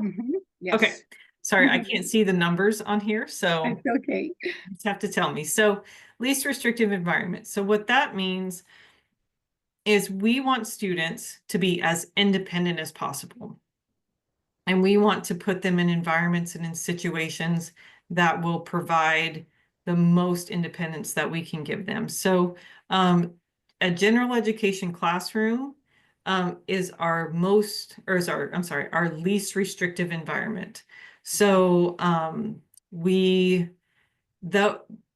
and that's not to say that there's not interventions and supports that are given to all students. We have general education students who are getting small group support for behavior, general education students getting small group support for academics. So we have all of those things still happening in our general education program.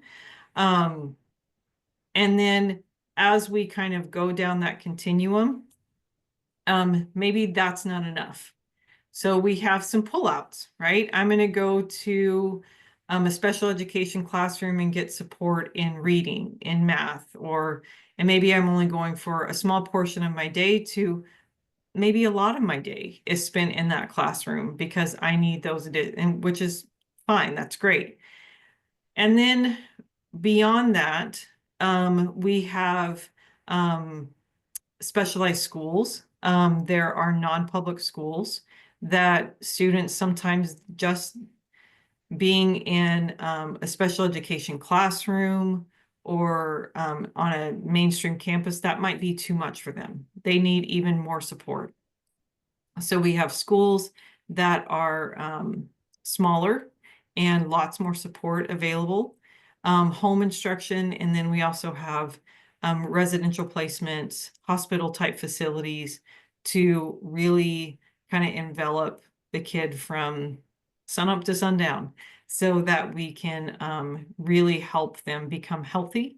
And always our goal is to re-enter back into our educational system and just be able to be as independent and as healthy as they can.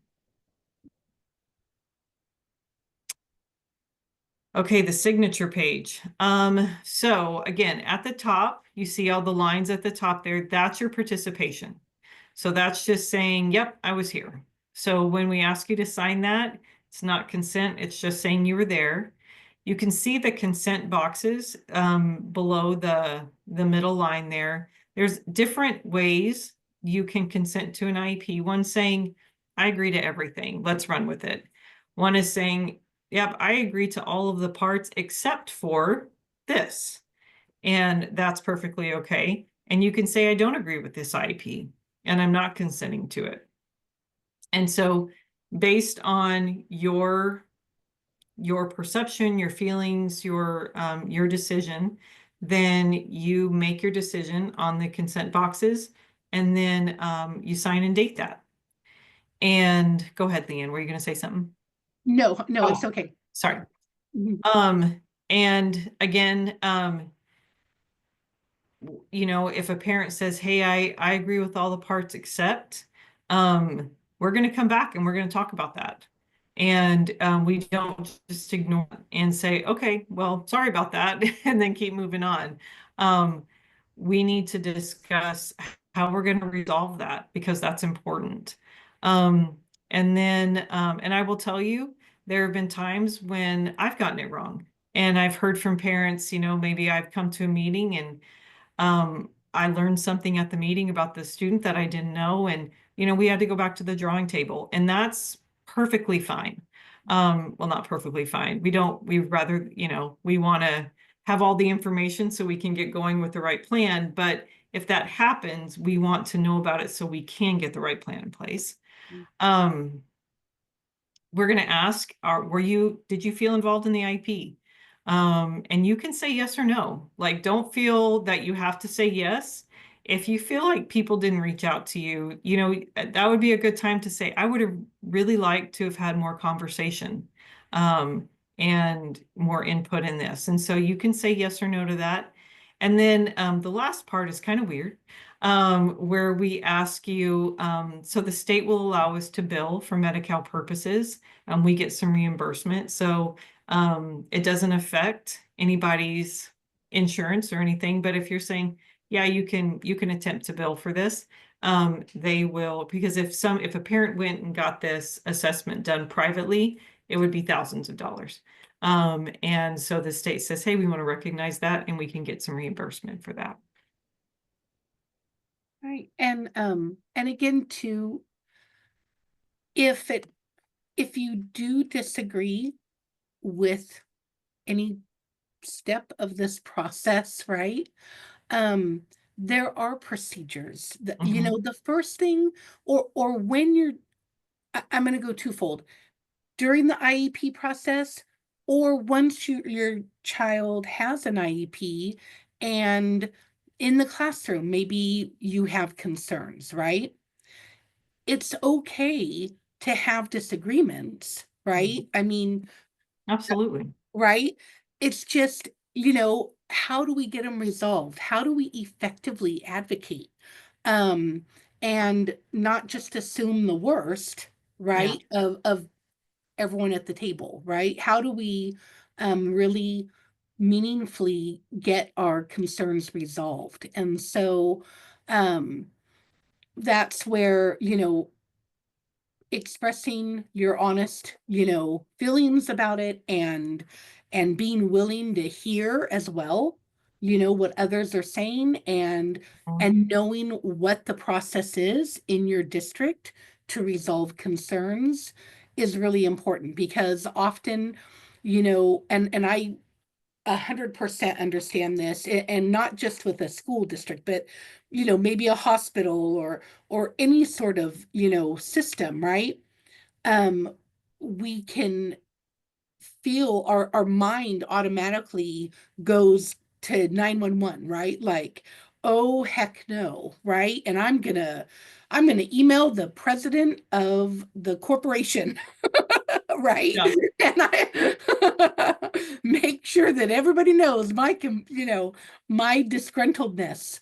Um, and you have that right to, but I don't know how effective that is, right? yeah, And so, again, I want you to feel supported. I want you to know procedures to actually get your concerns resolved and feel like you were a meaningful participant.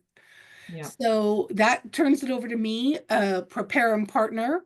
And I'm going to go through this quick, but um, I said it a lot, but you're the expert on your child. So what's that mean though? It means be prepared to contribute your information about your child. I cannot tell you how often I say this, but it is lived experienced, okay? That you think you know what you're going to say, but again, I'm going to refer to like that important doctor's appointment. Jot down your questions, your Mhm. concerns, what your child's strengths are ahead of time. Um, because when you get into that meeting, and it doesn't matter if it's your first IEP or your 101st, right? Life is also going on out there. You are busy. Mhm. Things are happening, and this is that important meeting. And so I want you to feel prepared. And that means not having to rely on your memory in the spot, right? Mhm. And then leaving that meeting and feeling frustrated. Oh, why didn't I tell them this? Or why didn't I ask this? Right? Um, it's very simple to just keep a pad around and be jotting it down. The meeting's coming up in a couple weeks. Just have that with you so you're prepared. And also, I I love this when you're in that room full of professionals and they want you to tell them what are your child's strengths, right? And you're thinking to yourself, I don't know, they ate their PB&J without me having to cut off the crust today. I mean, it's hard, right, to come up with these things, but we really do know how our kids tick, right? How they learn, what makes them, what their preferences are, and so what motivates them. That's so important, right? Because boy, you can have even two kiddos in the same family, and what motivates one may be the exact trigger in another, right? And so that's all important information for the team. You use a binder for paperwork. I will show you a resource in a few minutes, but on the website, I have a downloadable IEP binder.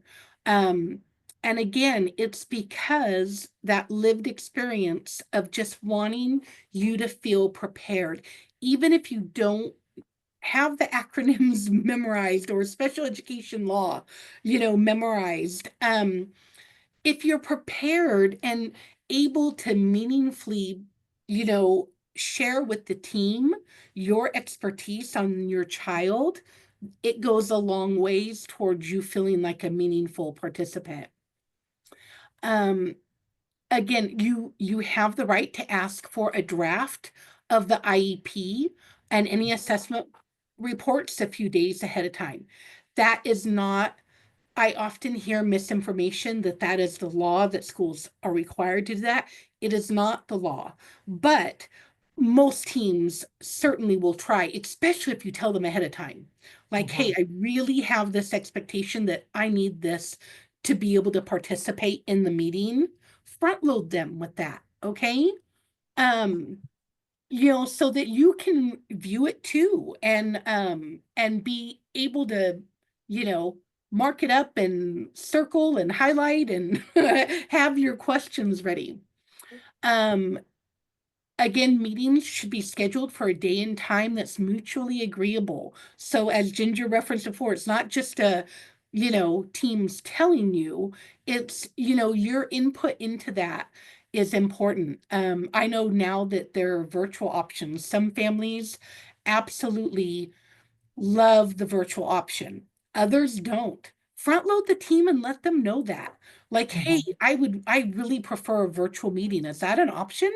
Or boy, I really prefer an in-person meeting. I want to be in that room with all of you. Um, and so, just collaborating with that. Consider bringing someone with you who knows your child. We talked about that. Just so you don't feel alone. You have the right to auto record, but you do have to give 24-hour prior written notice because then they will record as well. So, things to think about. Again, feel free to ask questions.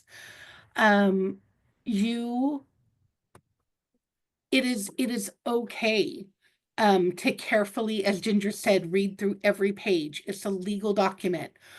Please do not feel like you are being adversarial by saying, I want to take this home and read it first before I sign it. Okay, that is absolutely okay. It also, don't feel bad if you don't feel the need to do that.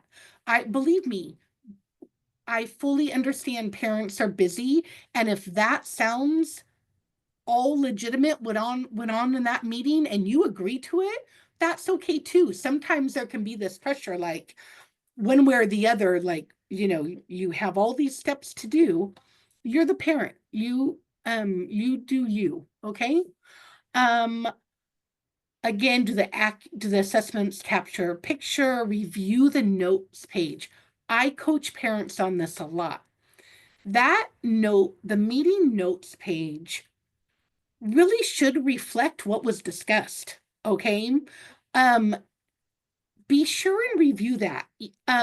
So that if you discuss something and you don't see it in there, you can reach out to a team and say, you know what? I know we talked about this, and could we make sure that it's captured in there? And I say that because, two, you could have the best team ever, okay, in your district, and you love them. Things are going 100% fine, and you are just so happy. But let me tell you, that IEP should pass a stranger test. And that means that anybody who is new to working with your child should be able to pick that up and pick up right off where they left. And often, you know, I will hear parents or team members say things like, well, we're just doing it because, we know that they need it. Okay. And it's like, but if it's not in that IEP, the next team may not know to do it. So really, and also the notes page is a good paper trail. Yep. And I say that as a reminder to both the professionals and the parents, right? That, oh, look, we discussed this at this meeting, because we as parents can forget or teams can forget. And so, really just take a look and see if it reflects what you talked about.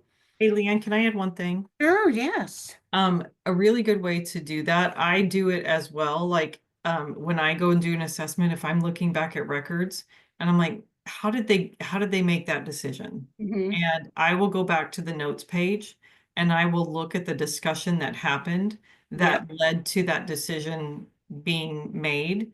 So, if you have things that you're like, hey, I want to make sure these are captured in the notes for today, say that to the team, right? Yes. I have some things that I want highlighted in the notes to make sure those get in there because human errors happen. I've taken notes in IEP meetings and everybody's talking at once and you're trying to type so fast, you know. Yep. But if we know that if you want to make sure there are certain things in there, just let your team know that. Absolutely. Yep. That is great input, Ginger. And keep in mind, as Ginger said, that the IEP can't be implemented though until it's signed. All right, procedural safeguards. These are just the highlights, okay? You have the right to request an IEE.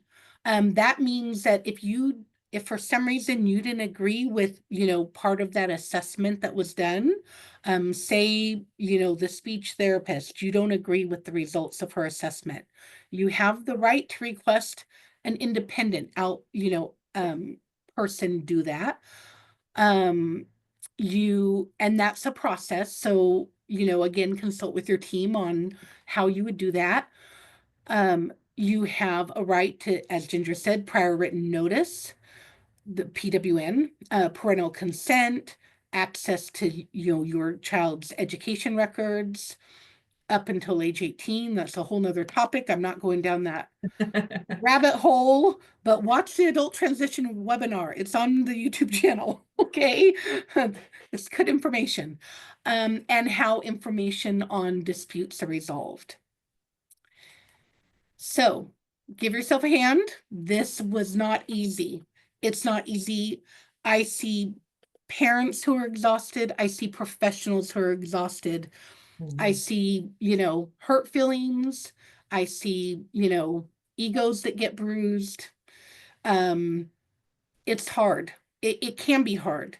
But hang in there, okay? Because it shouldn't feel like it's a battle though, okay? So this is what an IEP should not look like.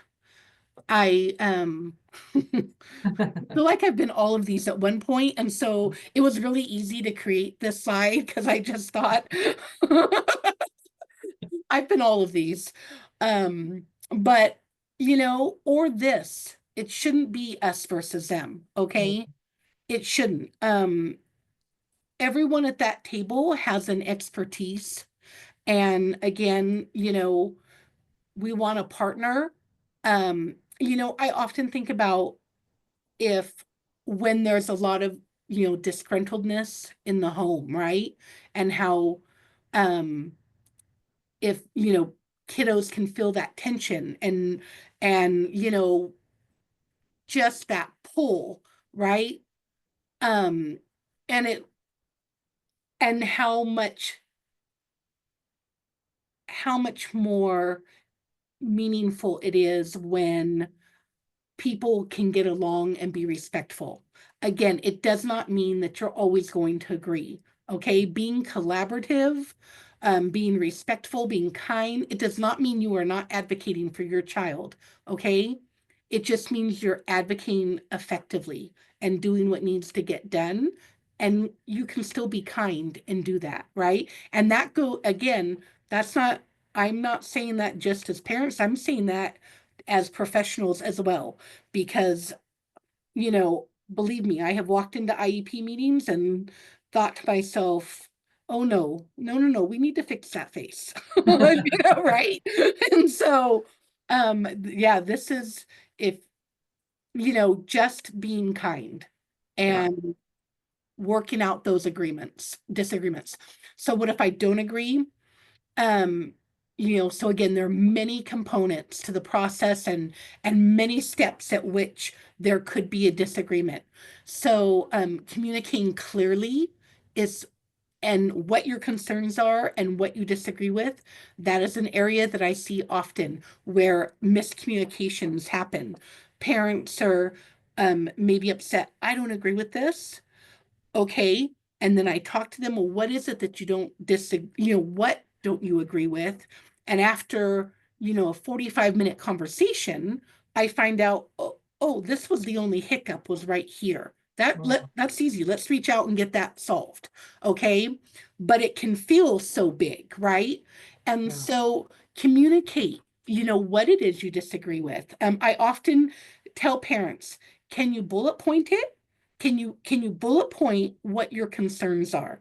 And then we're going to send that to the team because then the team can go through and address each of them. Yeah. But if it's just a big, vague, I disagree, that's really hard to fix, Yeah. right? And so we want to give everyone a fighting chance to work this out. And Leanne, can I just add one Sure. thing here? So I will tell you in my career, I've never come away from an IEP meeting, even when there was an initial disagreement, that we couldn't come back to the table and say, okay, I hear your concern, or, on both sides, right? Parent hearing our concern, we're hearing parent concerns. Um, let's figure out a way to address the student issue while taking both viewpoints into consideration, because an IEP service can look 1,000 different ways. It's individualized for that kid. Right, So it's not, it's not here are the services, student, you need to fit our model. right, It's student, what is your need and how can we best meet your needs? So it really does not, I enjoy it. I really enjoy the conversation and getting to know the student and the family. So it does not have to be an adversarial thing at all. right, absolutely. Um, so again, and this is going to, I put the term reach out to your program specialist. That is going to vary district to district. But basically, kind of my flow chart is talk to the teacher first, Mhm. right? And try and discuss what those concerns are. If that doesn't resolve it, reach out to their boss, which would be that administrator over that program. Okay. Or you could try reaching out to them and the principal if it's a site-based concern, right? Because they're going to know who's going to be kind of over the problem. Because sometimes even though your child has an IEP, it may not actually be an IEP issue. It may be a site issue, like if it's a disciplinary, issue or behavior issue. So anyway, but reach out to your program specialist or the administrator, and they can help direct that. Continue with another IEP meeting. Um, this is really big. Um, the state is really trying to help build the ADR process in districts and SOPAs, and that's the alternate dispute resolution. So instead of going from, like I talked about, 0 to 100, right? There, there are procedures and in place that can help resolve disputes before you have to get to getting lawyers involved and court cases. And honestly, you know if you can resolve it at a lower level, I mean, I think that's a win for everyone, because as parents, we don't need the stress. Right? And honestly, I mean, just to build those relationships to how can we resolve this at the easiest level, because at the end of the day, right, it's all about our student, all about our kiddo and getting them what they need. Mhm. And of course, refer to your procedural safeguards. Okay, this was the resource I talked about. So, um, on the Clovis Unified website, there are parent resources, the webinars, that IEP binder I spoke of. Even if you're not in Clovis Unified, this is all free. I have it on there. An acronym list. Check it out. You're welcome to download it. There is also, Clovis Unified specific information. But go if you're not in Clovis Unified, go on your district's website too. It might be, and again, I apologize, it can be so confusing, and that's why family resource centers and family empowerment centers are so important, is because they're providing that parent to parent support to help you navigate this. But not, special education could be provided by a SELPA, meaning there are lots of districts that are under this umbrella. It could be provided by a county office of ed. There's um lots of terminology for everyone to navigate, and I'm sorry, but don't feel like you have to do it alone, okay? So, but the point is if you need help, reach out and we will get you connected. All right, we're almost done. We're just gonna check on our knowledge before we tap out here. So remember, FAPE is a free and appropriate public education, right? That guarantees children with exceptional needs an appropriate assessment. Um, that if they qualify for special ed, they're going to get an individualized program based on their unique needs. One of the things that I often hear families say is, I want to advocate, for all children with special needs. And yes, we all want to do that. But when it comes to IEPs, it is so important to remember that is really just your child's IEP that you're talking about, okay? You can have two children, maybe you and your best friend have, children with the same diagnosis, right? But their needs could be very different. And so often, especially with social media, right?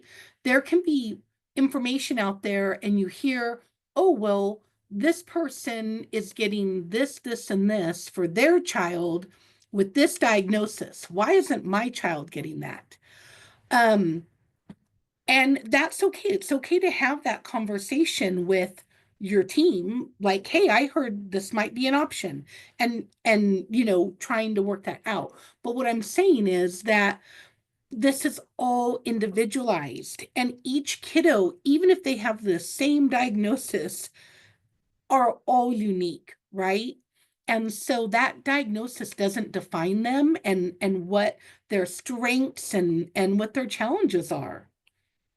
Mhm. um and so again, that you have your rights, your procedural safeguards, your parent rights, that the IEP is written by a team, and that includes you as the parents, that children with special needs receive their education in the least restrictive environment. And again, that is appropriate for them. So, one child with, let's say, autism may need a special day class, right, to meet their needs. Another one may not. Again, it's all based on, that unique child. So this is something I wanted to touch on real quick. Community advisory committees. So I mentioned SELPA. Every SELPAs um, are required to have a community advisory committee. Clovis Unified, this is the information on ours.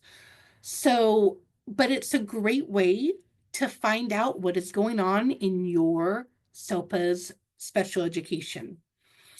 Another thing about getting involved in your child's school district, your site, is, inclusion, right? We talked about inclusion, wanting all kiddos included is. And join the parent teacher club. And maybe, I've talked to families who maybe they're upset because their child, wasn't able to participate in the carnival because maybe they're in a wheelchair and they couldn't access, the event because it was on the grass. And I said, well, you know what? Why don't you join the PTA or PTC, whichever your district has, and get on that planning committee? Who can better show, right? I mean, you're the expert on that, right? If you have a kiddo who's visually impaired, I guarantee you most of them probably don't know who are planning that carnival. They're not doing it out of ill intent, right? They just don't know. So be a part of that, be a part of that planning, be a part of that contributing, and collaborate to show them how maybe kiddos with all abilities might be able to participate. And again, it's just working on that communication and relationship building with the teams who are serving our kiddos. So this is that in-person workshop I was talking about. Next, Rebecca, if you could remind them, because on the Spanish PowerPoint, I have this translated into Spanish, but remind them to, there will be a question to let me know if they need interpreting. Okay, please, thank you. And then again, just remember to fill out your survey. I know we went way over time, and I apologize. But again, Ginger and I just feel so strongly about parents being equipped to navigate all of this. Absolutely. And yeah, we want you to feel supported. We don't want you to feel overwhelmed. I see a question, do Clovis Unified Schools come under the Fresno County? Um, so Clovis Unified is its own SELPA, where it's considered a single district SELPA. And so we have our own SELPA. Again, one thing you can do is if you go on the website and you Google Clovis, I'm sorry, you Google California SELPAs, right? SELPA. That will give you a list and you can figure out where your district falls and what that umbrella for special education is for your unique situation. And so if you need to log off now, please, I totally understand. We're gonna hang out here a few more minutes and try and get through a few more questions, okay? But if you're logging off, I just wanted to say thank you again for joining us, and please take a moment to fill out your survey because it really does matter to me. Thank you.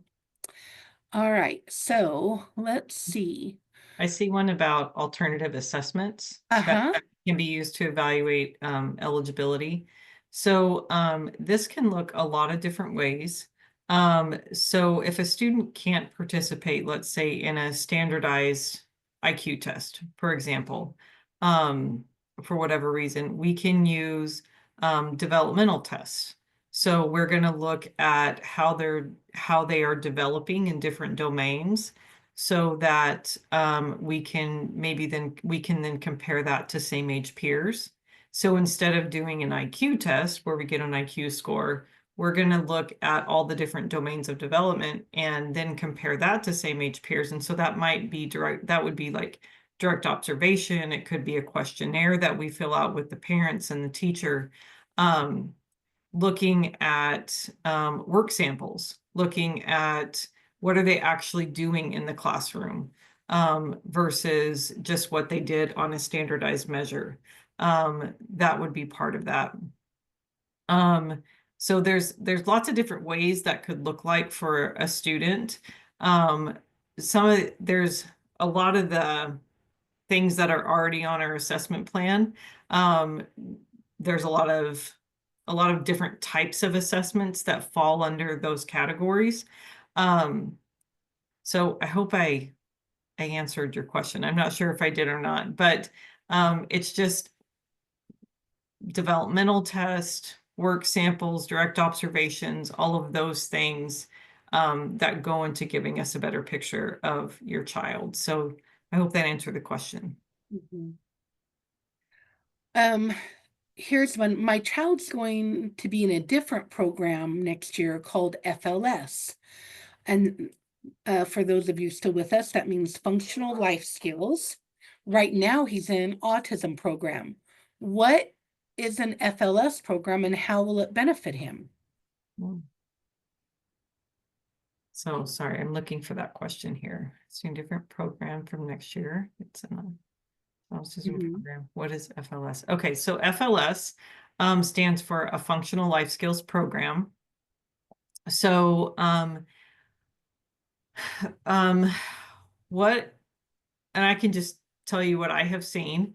And one of the things I appreciate. So a functional life skills program, what they do. So on your IEP under services, it's not going to say functional life skills program. It's going to say specialized academic instruction.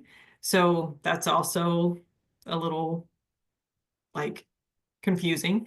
But what they do is just like a lot of other classrooms, they have a very set structure to how they do their day in their class. But a large portion of their day is going to work on their IEP goals.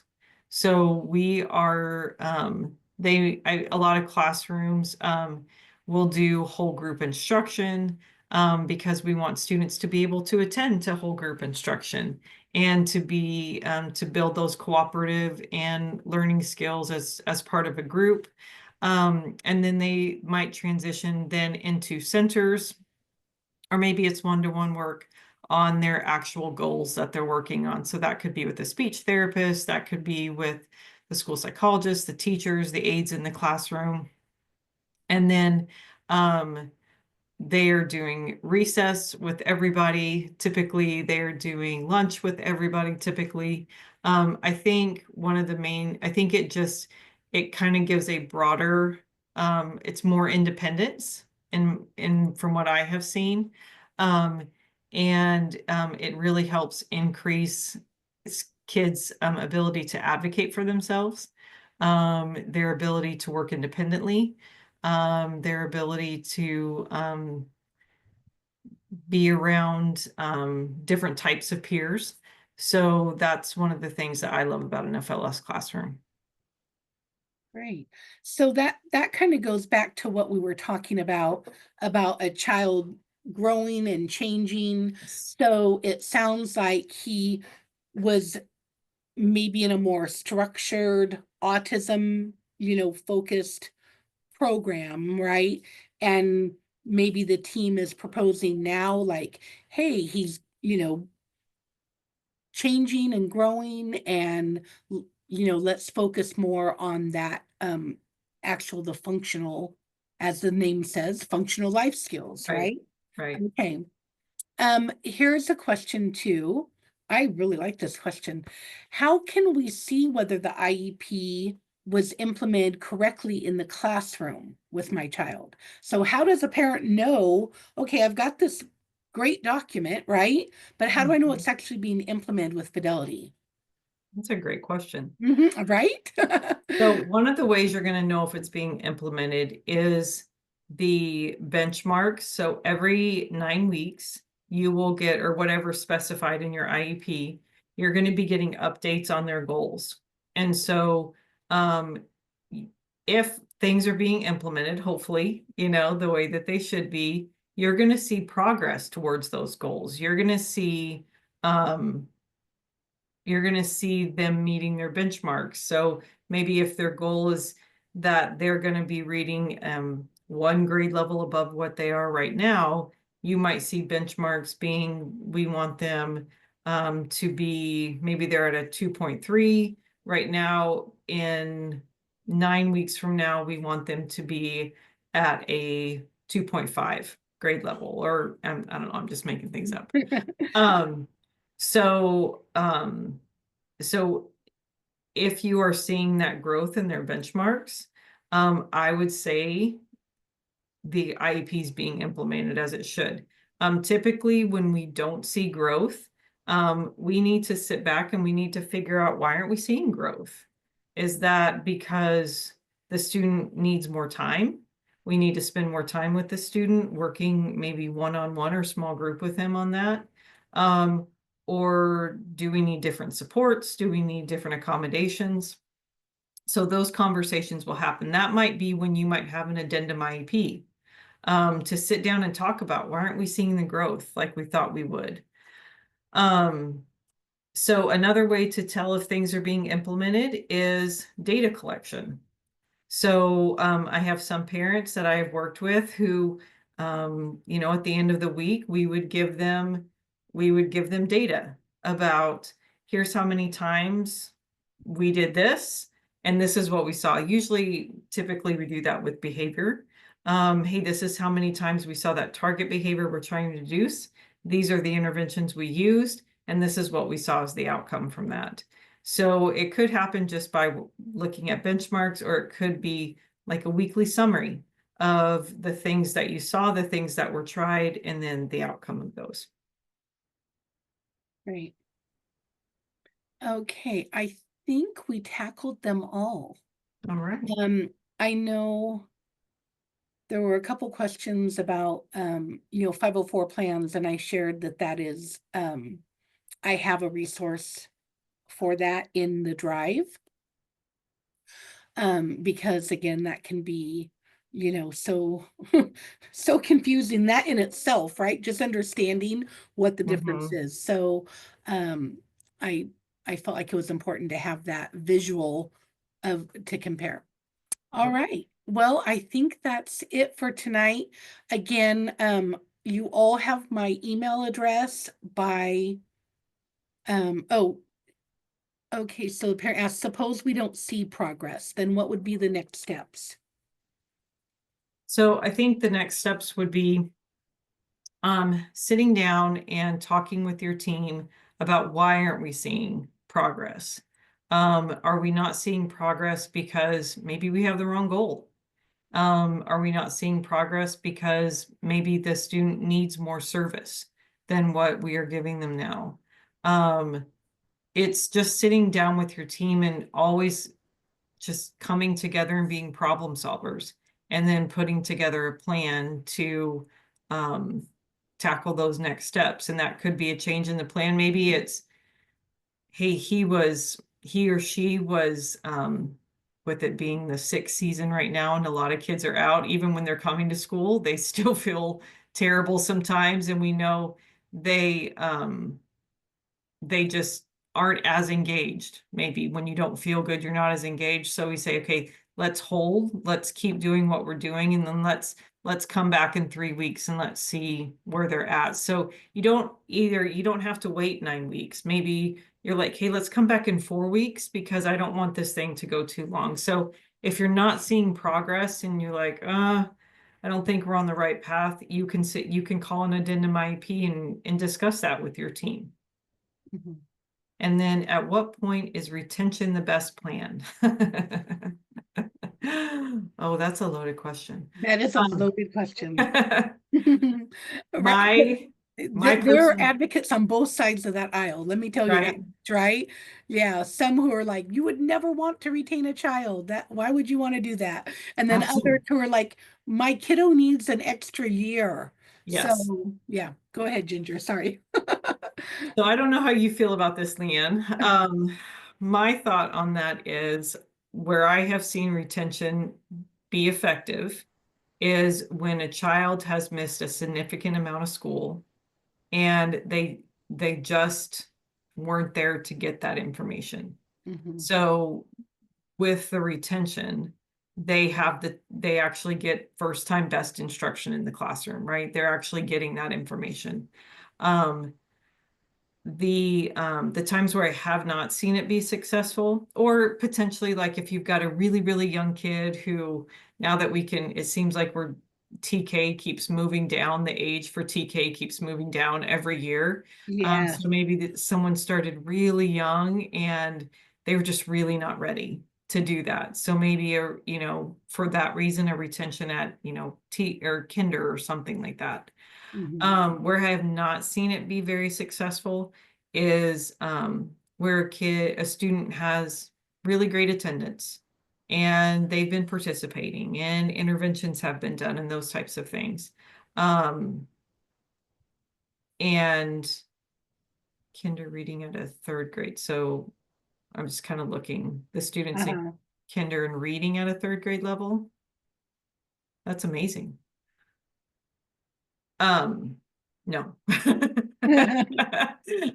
No, I think they're saying their child reads at a kinder level Oh, and they're kinder in the reading and third their third grade. grade. Yes. So where I have seen retention not be successful is when the student has attended. There have been things that have been tried and the students participate in interventions. I think at that point, it's not just a time issue. At that point, something else is going on that is potentially impairing the learning or impeding the learning. And so we need to take a closer look at that. Um, Time is always a gift, but time is not always the answer. So, Right.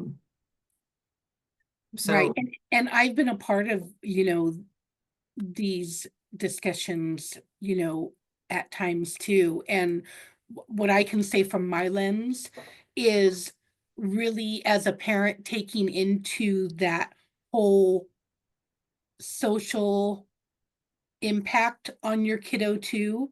As Ginger said, I mean, sometimes it's a matter of weighing out, will that extra year of help, how is your kiddo, what is they is what's their buy-in into it as well? Like, how are they going to feel if all their friends move on to fourth grade and they're not? Like, Right. you know, and they may be fine with it. They may be say, please, mommy, make this happen, right? Or I honestly, I mean, not that children, you know, get to make that decision. That's not what I'm implying. But what I'm saying is you as a parent know your child best. And Mhm. it's just really looking at that whole big picture as well and talking, you know, talking to the principal, talking to the team, what supports, you know, what other alternatives are there? You know, what Mhm. are your options? That's what I would want to know Mhm. as a parent. Um, you know, as an alternative to retaining as well. Yeah, Because no matter what, if your child's in third grade and they're reading at a kinder level, what's being done to support them, right? That's absolutely. the biggest question right there. Yeah, absolutely. So, okay, I think that's it, everyone. Thank you so Right. much from the bottom of my heart. Thank you, Ginger and Rebecca, Yeah. and everyone who hung with us Mhm. way past way past everyone's bedtime. Thank you. I All right. appreciate Thanks, it. everybody. All right. Have a good evening. All Bye right. You too. bye. Bye-bye.